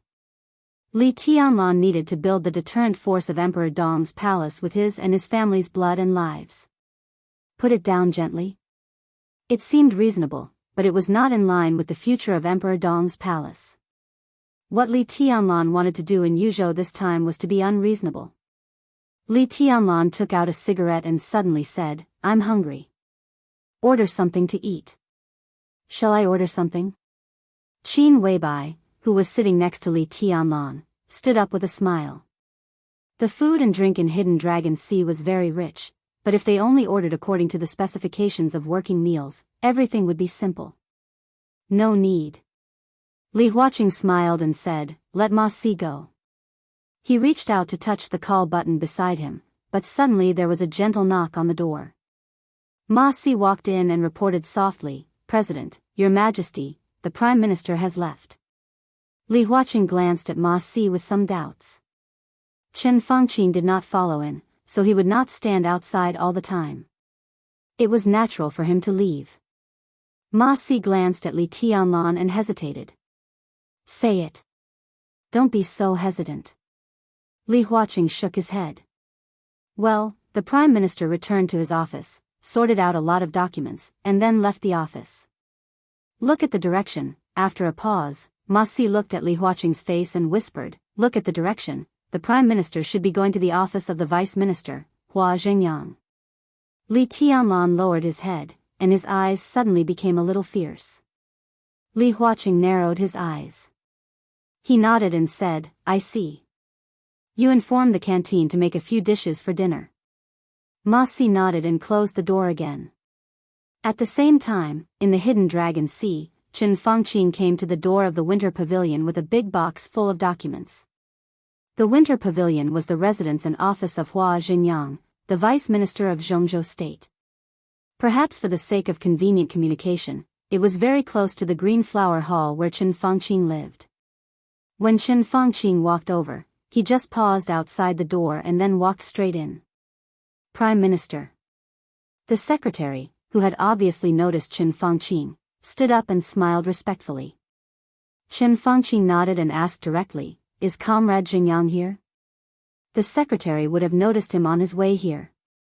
In the past, Hua Jingyang should have come out to greet him. But now, Chen Fangqing laughed at himself and didn't bother to care about it. But what he didn't expect was the secretary's answer. The secretary's voice was still respectful, with an obvious apology. "Prime Minister, I'm sorry. Vice Minister Hua is not feeling well today. He went to the backyard to sleep an hour ago." Chen Fangqing was obviously stunned for a moment. He looked at the door behind the secretary. A little light came through the crack in the door. It was quiet inside the door. Chen Fangqing was silent for a long time. There was obviously someone in the office behind the secretary. This was the office of the Vice Minister of Zhongzhou State. If he was not inside, who could go in? Who dared to go in? And the secretary was sitting here at this time. If Hua Jingyang was already resting, why was he sitting here? Everyone could figure out what was going on, and they would also understand Hua Jingyang's subtext. That was, he didn't want to see him. The reason for the other party's refusal was not clever, but it was very clear. Chen Fangqing spoke slowly and emphasized again, "It's a very important matter. I'm sorry, Prime Minister. Vice Minister Hua is really not feeling well today. How about another day?" The apology on the secretary's face became more obvious. Chen Fangqing glanced at the closed door again, nodded, and said, "Got it." Then he turned and left the winter pavilion without looking back. The secretary saw him out and watched his figure go away in the night and snow. He took out his mobile phone and made a call, seemingly to call the driver. The secretary let out a sigh of relief, turned back, and gently pushed the office door open. "Vice Minister, the Prime Minister has left," the secretary said softly. Hua Jingyang stood in the office and was practicing calligraphy. When he heard the words, he paused for a moment. A drop of ink fell from the tip of the brush onto the snow-white rice paper, leaving a dark stain. "I see." The brush fell. Hua Jingyang said calmly. Chen Fangqing walked back to Qinghua Hall again. The black Hongqi car was parked in front of the door. The driver stood in front of the door, watched Chen Fangqing come over with a box, and gently opened the door for him. Chen Fangqing sat in the car, patted the box, and closed his eyes. "Prime Minister, where to?" the driver asked as he started the car. After a moment of silence, Chen Fangqing said lightly, "To Building 11 of Dragon Lake Park." Building 11 of Dragon Lake Park. The driver was obviously stunned for a moment. He seemed to be a little suspicious, and repeated again, "Building 11?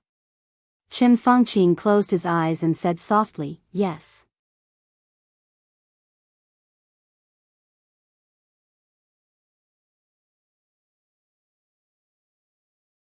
Chapter 1076. The black red flag slowly drove out of the hidden Dragon Sea in the night. Yuzhou City was brightly lit. The gorgeous light shone in the closed car, which was a little hazy and psychedelic. The driver, Old Gao, drove the car steadily. From time to time, he quickly glanced at Chen Fangqing, who was sitting in the back row with his eyes closed. Old Gao's heart was in turmoil. He was a little uneasy, a little excited, and a little hesitant. No matter what, the chauffeur of the leader could see the situation better than most people. Who the leader was talking to, how the mood was after the conversation, and even what they were talking about. From these, it was easy for the chauffeur to infer some things and roughly understand the invisible but distinct barriers between the major groups. Chen Fangqing was in a very difficult situation these days. Old Gao saw all of this. It was not easy to be a leader, and all aspects would also affect the people around him. Old Gao also suffered a lot during this time. Because of this, he felt a little incredible about the destination of Chen Fangqing's trip. Building number 11 in Dragon Lake Park. In Old Gao's mind, Chen Fangqing might go anywhere now, but he would not go to building number 11 in any case, and he should not go there. Dragon Lake Park was not too far from the hidden Dragon Sea, and it was not open to the public. In the huge park, dozens of villas were sporadically dotted among the green mountains and rivers. They were the residences specially built by Zhongzhou State for the sitting MPs, retired MPs, state advisors, and other leaders of Zhongzhou State. Building number 11 was Villa number 11. The owner of this place was not close to Qin Fangqing at all. In the current situation, he could even be said to be an enemy. This was the residence of Wu Jingmin, a member of Zhongzhou State and the deputy prime minister of the cabinet. It was said that he was the firmest supporter of the young emperor of Tiannan. Many policies implemented in recent years were obviously taken care of Tiannan. Most of the support in funds and resources was handled by him. It was said that the young emperor of Tiannan had already established a new group. After the election, Wu Jingmin, who should have retired due to his age, would continue to wield even more power. He might even become a director. If that was the case, he would become the supreme leader and flag bearer of the new group. In any case, the leader sitting in the back row would not be a friend of Wu Jingmin. What is the prime minister doing here so late? Old Gao thought silently. The red flag passed through the brilliant lights and gradually approached the heavily guarded Dragon Lake Park. After passing the checkpoint and showing their identification, the car went up the winding and smooth road. In the back of the car, Qin Fangqing opened his eyes and wound down the window.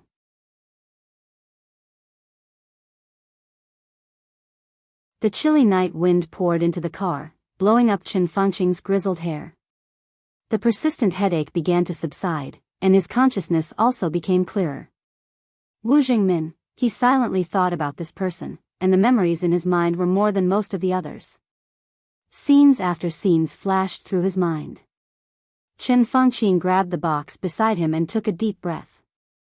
The headache became more and more intense. However, he had completely calmed down. The car stopped in front of Villa 11. The villa was lit up. Wu Jingmin, who was older than Qin Fangqing but looked more energetic, was already standing at the door, welcoming them with a smile. The most praiseworthy thing about Wu Jingmin was that he abided by the rules, but it was also the most troublesome thing about him. The Li family had been desolate for more than 20 years, and he had defended Jiangxia alone until Li Tianlan appeared. Jiangxia could be regarded as the base camp of the Li family. Such persistence had an absolute relationship with his absolutely stable style of doing things and excellent personal integrity. For so many years, Wu Jingmin was either radical or conservative, strong or conciliatory. Every time, he was reasonable and well-founded. He and Li Tianlan were of different ages and styles of doing things. Li Tianlan could point to Qin Fangqing and ask him what he was, which was young and aggressive. However, no matter what kind of opponent Wu Jingmin faced, he would correct his attitude and be calm. The car stopped beside the street lamp in front of the door. Wu Jingmin, who was ready to rest, had changed his clothes. He took the initiative to take 2 steps and shook hands with Qin Fangqing, who got out of the car. There was no contempt or sarcasm in his smile, and he said in a gentle voice, "Hello, Prime Minister." Qin Fangqing shook Wu Jingmin's hand hard and did not respond to the somewhat condescending comrade Wu Jingmin. He looked at the old man in front of him who was 6 years older than him, and his eyes were a little dazed. Perhaps there was no hope of looking forward, so at this moment, his mind was flashing with all kinds of past. "Speaker Wu, you are old," Qin Fangqing said softly, and then smiled. "I am also old."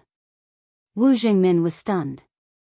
Mayor Wu, this title with the power of time seemed to pull him back to decades ago. Yes, decades ago, when Wu Jingmin had just emerged, he used to be the mayor of a city in Qinzhou province, and at that time, Qin Fangqing was the deputy mayor of that city. To a certain extent, many years ago, the two of them had worked together. At that time, Qin Fangqing was still Wu Jingmin's direct subordinate. Just like now, the two of them were both in the cabinet, but their positions had been swapped, and Qin Fangqing was walking in front. Wu Jingmin's eyes were obviously filled with memories.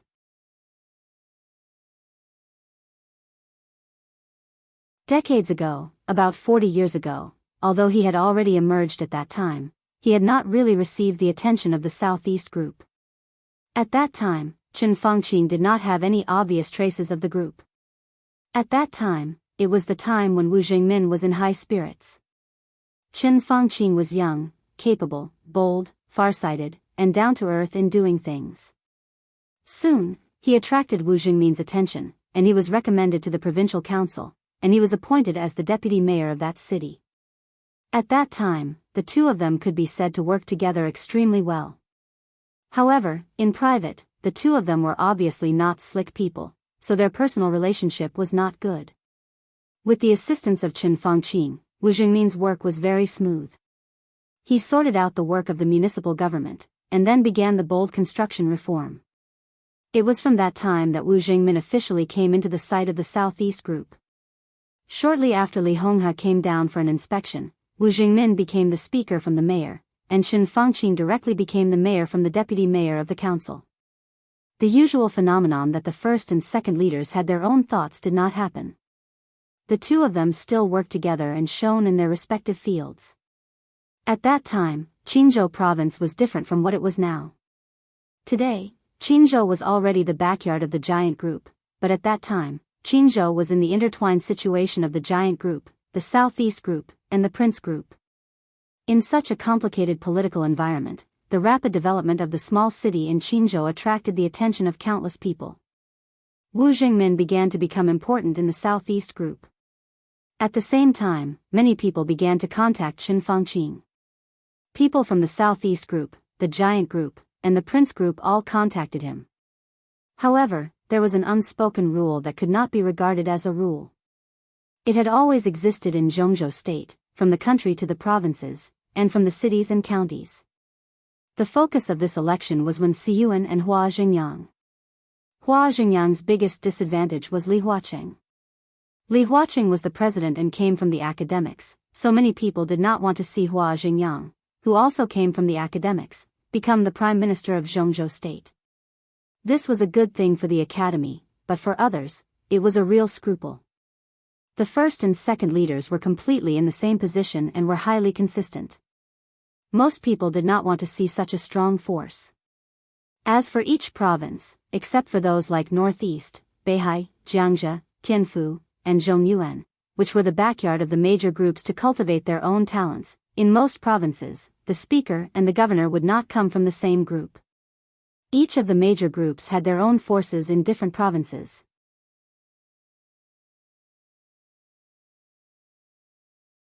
Some groups had a great advantage in terms of power, so that province would become their backyard in the conventional sense.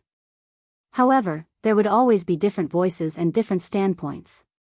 Other than some core foundational provinces, there was no province that truly only had one kind of power. It was the same for the provinces and the cities and counties. In those days, the three major groups had contact with Qin Fangqing. At that time, the Li family and the Wang family of Beihai were still in the same boat. It was no exaggeration to say that the Southeast Group was Qin Fangqing's best choice at that time. Further, the olive branch of the Southeast Group was what Qin Fangqing desired the most. But he finally chose the Prince Group. The reason? The main reason was for the hidden rule. Or, it was for more than 6 million people in the 3 districts and 11 counties of that city. If he had chosen the Southeast Group, then Wu Jingmin and himself, who were also from the Southeast Group, would inevitably be transferred away in the near future. Judging from the situation in Qinzhou at that time, those who could go to that city to partner with him or Wu Jingmin did not agree with their idea of developing the city. But the foundation of that city had been laid. The curve of the city finance was like a roller coaster, with big profits and big profits. All kinds of investments bloomed everywhere. At the same time, the various mortgages in the city and the funds raised by the people also reached an extremely terrifying number. That period was the most critical period for that city. Wu Jingmin and Qin Fangqing cooperated best. If either of them were to leave, it would cause turmoil in the situation. If another person who did not agree with their concept of development came, it would affect the whole situation. In the end, there might be unimaginable chaos, which would then lead to an incomparably huge social problem. At that time, the future of that city would be destroyed, and the future of the two would also be destroyed. So Chen Fangqing chose the Prince Group, which was second only to the Southeast Group at that time, and successfully stayed. Such a choice, no matter whether it was right or wrong, at least bought nearly 4 years for him and Wu Jingmin. In those 4 years, that city quickly established everything and walked on the most correct path. 4 years later, Wu Jingmin was transferred from Qinzhou to Minnan. In the following years, Chen Fangqing was transferred from Qinzhou to Tianfu. Then, Wu Jingmin went from Minnan to Jiangxia, and Chen Fangqing went from Tianfu to the southwest. The two dazzling stars of that era gradually drifted away and never worked together again. Wu Jingmin rose from Jiangxia and became the speaker of Jiangxia. The Li family collapsed, and he was firmly fixed on the position of the speaker of Jiangxia. For decades, he did not advance or retreat, and he was as stable as a rock.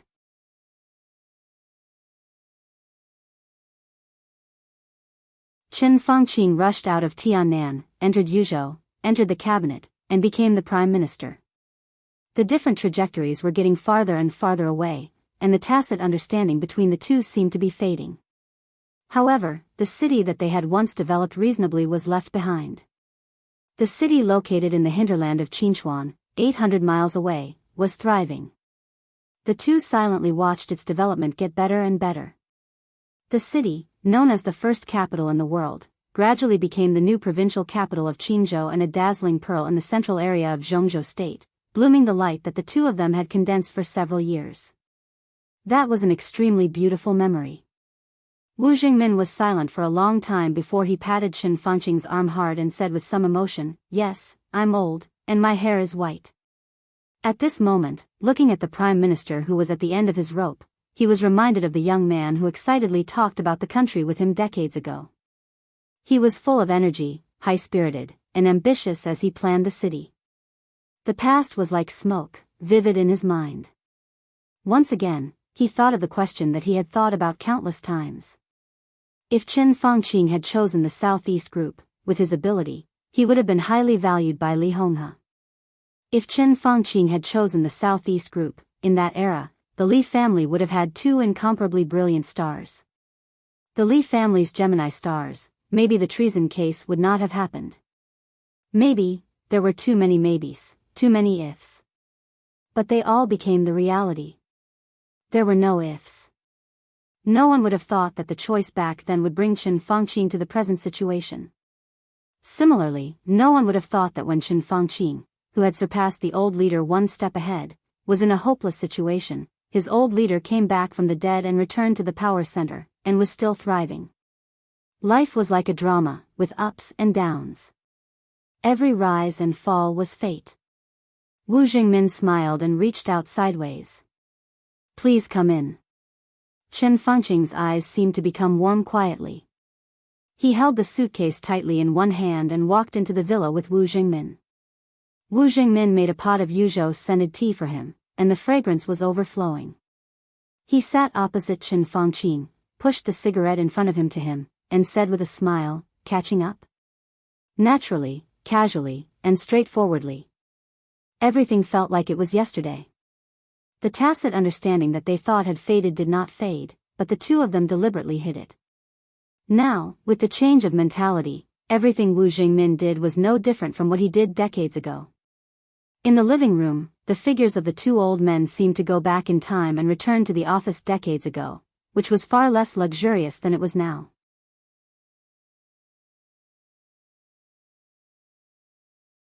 Chen Fangqing's headache seemed to have eased a lot. He smiled, took out a cigarette, lit it, and whispered, "Business." Wu Jingmin nodded and continued to wait for Chen Fangqing to speak. Chen Fangqing opened the suitcase. Inside the box were stacks upon stacks of documents. "I've sorted them out in recent years." Chen Fangqing smiled and said, "I've put forward some bills at the cabinet meeting." "Well, you should know about them in the past 2 years." Chen Fangqing said with a wider smile. This might be the reason why he came here without hesitation after not seeing Hua Jingyang. Wu Jingmin had been in the cabinet for more than 2 years. Others might not have noticed it, but Chen Fangqing remembered it clearly. Because of their different positions, the contradiction between the two would become very sharp. However, Wu Jingmin had never opposed the proposals that Chen Fangqing put forward at the cabinet meeting. Instead, he would try his best to support them. The development of the two was really consistent to some extent. I still remember. Wu Jingmin nodded and said, in fact, even if the bill was rejected, I don't think you're wrong. It's just that the time is not right. It takes time. Yes. Chen Fangqing said softly, sometimes, I'm a little impatient. 10,000 years is too long.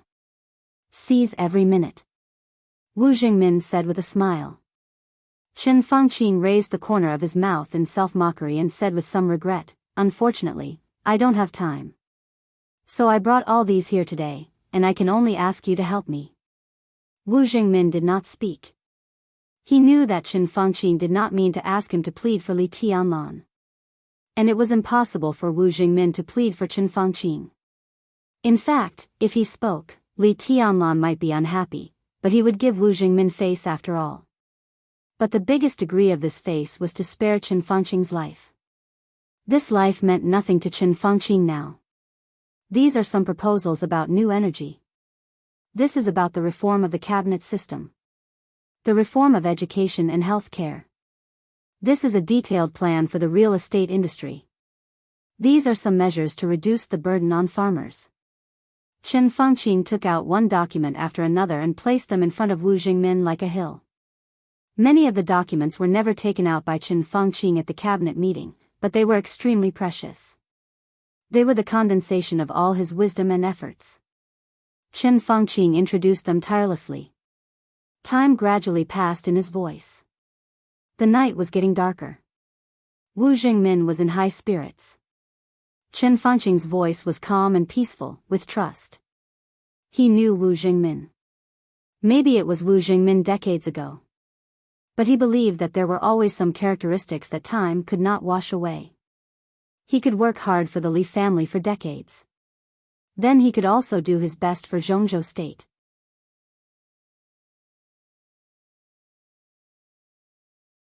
It was not until nearly 4:00 in the night that Chen Fangqing finished saying everything he wanted to say. He put all the materials back into the box, took away two proposals that were really not very mature, and then handed the whole box to Wu Jingmin. Wu Jingmin took it with both hands with a solemn face. The two of them shook hands tightly. Want to have some supper? Wu Jingmin smiled and looked at his watch again. It should be breakfast now. Forget it. Chen Fangqing shook his head. I'll go back now. I'll go around the Hidden Dragon Sea and eat something by the way. I like the tofu pudding in the Hidden Dragon Sea. It's better than here. Wu Jingmin laughed and looked at Chen Fangqing. He saw relaxation and endless calmness in his eyes. Until now, I can say that I have really done everything I can for Zhongzhou state. Chen Fangqing laughed. Whether it's merits or demerits, let the later generations judge. He let go of Wu Jingmin's palm. Let's go. You don't have to see me off. Wu Jingmin insisted on seeing him out of the villa. Chen Fangqing walked to his car in the night without looking back. He casually waved his hand behind him and then walked forward calmly. He walked to his own doomsday.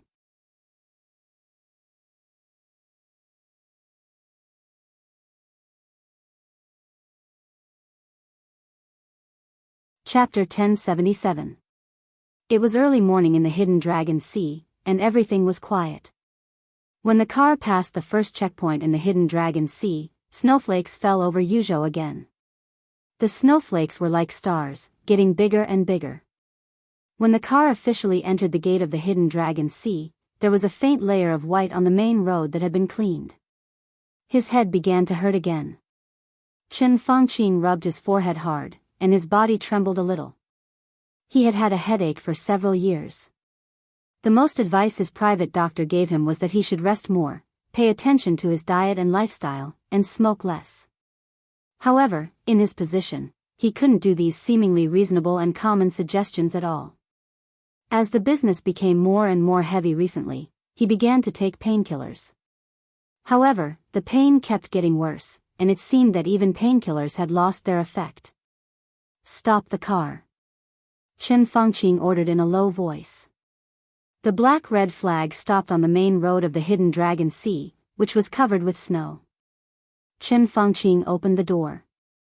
The cold wind blew in, and his headache was slightly relieved. He felt much better. Xiao Gao, thank you for your hard work tonight. Chen Fengqing glanced at the driver. Go back. I'll take a walk outside and wake up. His voice was a little weak.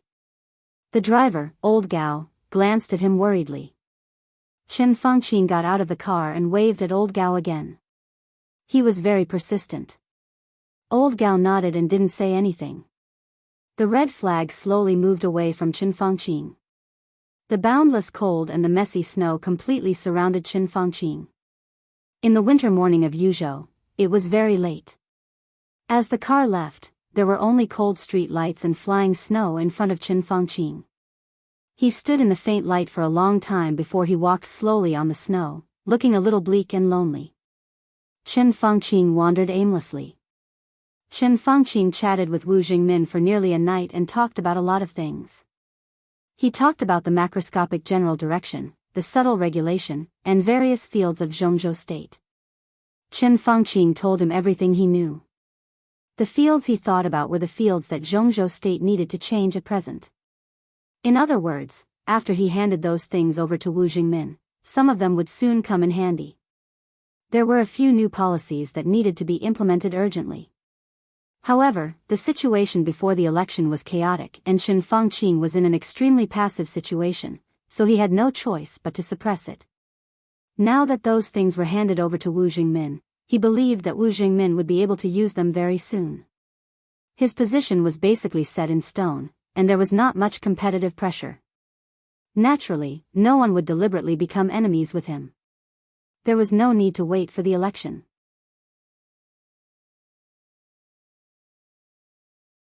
At the next cabinet meeting, he would have a high chance of passing if he proposed it. By the time those policies were truly effective, Chen Fengqing would have long been deliberately forgotten. Those things would naturally become Wu Jingmin's resources and achievements, and then reputation. He originally planned to give this reputation to Hua Jingyang to help him, but now, Chen Fengqing shook his head. His heart seemed to have truly relaxed.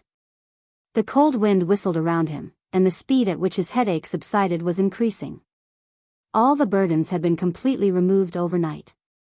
He began to face his own fate with an incomparably calm attitude, facing his own life and death. Really, there was nothing else that he needed to do. He told himself this with certainty. In the last years of his political life, this chapter is not over, please turn the page. He mobilized countless resources and paid most of the chips to do one more thing for Zhongzhou state, but he reaped an extremely tragic failure. He was unwilling, confused, disappointed, angry, and even afraid. But everything was a foregone conclusion. He handed over the future plan of Zhongzhou state, which was his last political wealth. The coordination between the academics and the prince group in the future would mainly be done by Guo Wendian. The only thing he needed to do was to find a suitable opportunity to express his attitude in the next few days. It was an attitude that was better than silence, but it wasn't that much better. It was dispensable. Next, it was time for him to retire early. Retirement, then waiting for the butcher's knife of Emperor Dong's palace, and then death. Chen Fengqing walked silently in the Hidden Dragon Sea at night, bathed in the wind and snow. This place was called Hidden Dragon Sea. However, the so-called Hidden Dragon Sea and Dragon Sea were just a lake. The lake water had been frozen in the winter of Yuzhou province and was covered with snow, which looked as soft as a piece of snow-white silk. Most of the trees around the lake had withered, and the dry branches were swaying in the wind and snow. The still lush pines and cypresses were covered with snow, which looked a little unreal. Chen Fengqing walked almost all over the Hidden Dragon Sea along the shore of the lake. The conference room, the big conference room, the golden autumn garden, the cold winter pavilion, the purple light platform, for 10 years, to be exact, 15 years, every inch of land here had his memories. Chen Fengqing walked very slowly, as if he was carefully measuring the power center of Zhongzhou state. His footsteps crunched in the thicker and thicker snow. His eyes were calm, with a touch of faint but extremely dignified affection. The footprints on the shore of the lake were connected. The sky of Yuzhou was still dark. The cold lights were shining, and the world was silent.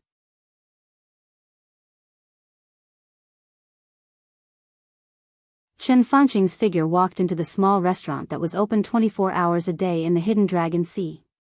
His face was a little pale because of walking outside for a long time. Sitting in the chair, he trembled slightly. It took him 3 or 4 minutes to dispel the chill on his body. "Good morning, Prime Minister."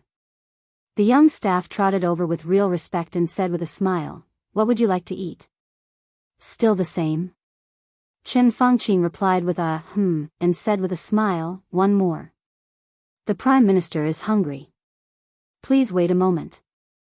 The staff nodded with a smile and walked into the backstage. In the face of the Prime Minister of Zhongzhou State, he was obviously not very formal. In fact, outside of work, his character had always been extremely gentle. Among all the directors of Zhongzhou State, those who came to the restaurant in the middle of the night or came to the restaurant to order food were basically Chen Fangqing or the people in Chen Fangqing's office. Gradually, the night staff in the restaurant might be a small group of people who were most familiar with him except for the secretary. The tofu pudding and youtiao were soon served. Facing the breakfast that he had not been tired of for many years, Chen Fangqing didn't know why he suddenly felt that this meal was particularly delicious. His headache seemed to be completely relieved when he ate. It might also be the painkillers played a role. Chen Fangqing had a good appetite. After drinking 2 bowls of tofu pudding and eating 3 youtiao, he stood up contentedly and wrapped the remaining youtiao in a paper bag. He planned to eat it casually after getting up at noon. After saying goodbye to the staff, Chen Fangqing slowly walked out of the restaurant with the youtiao in the paper bag. The increasing snowstorm quickly drowned Chen Fangqing's figure. In the incomparably wide field of view of the Hidden Dragon Sea, the lights were cold, the wind and snow were all over the sky. This chapter is not over, please turn the page. Stumbling. After seeing them off, Li Huaqing, who had not slept all night, stood in front of his window and quietly looked at the extremely blurred figure in the wind and snow. There was no light in the warm room. His body was motionless, like a statue standing in front of the window. The room was quiet. Until Li Huaqing took the initiative to break the silence. "The last time I saw a similar figure was more than 20 years ago, also in this place, also in a snowstorm, also in the early morning." Li Huaqing suddenly said. "More than 20 years ago?" Beside Li Huaqing stood a man who looked less than 40 years old, between a young man and a middle-aged man. His appearance was blurred in the darkness, but his posture was extremely straight. He was also looking at the figure, then quickly glanced at Li Huaqing and said with a smile, "Dad, more than 20 years ago, you were still in Liaodong, weren't you?"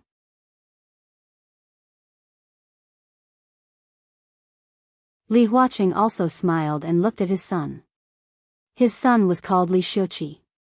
He did not engage in politics, but was a major general in the Zhongzhou Navy. It was rare for him to have a holiday. Soon after Li Tianlan left, he returned to the Hidden Dragon Sea. The father and son talked all night and happened to see Chen Fangqing at this time.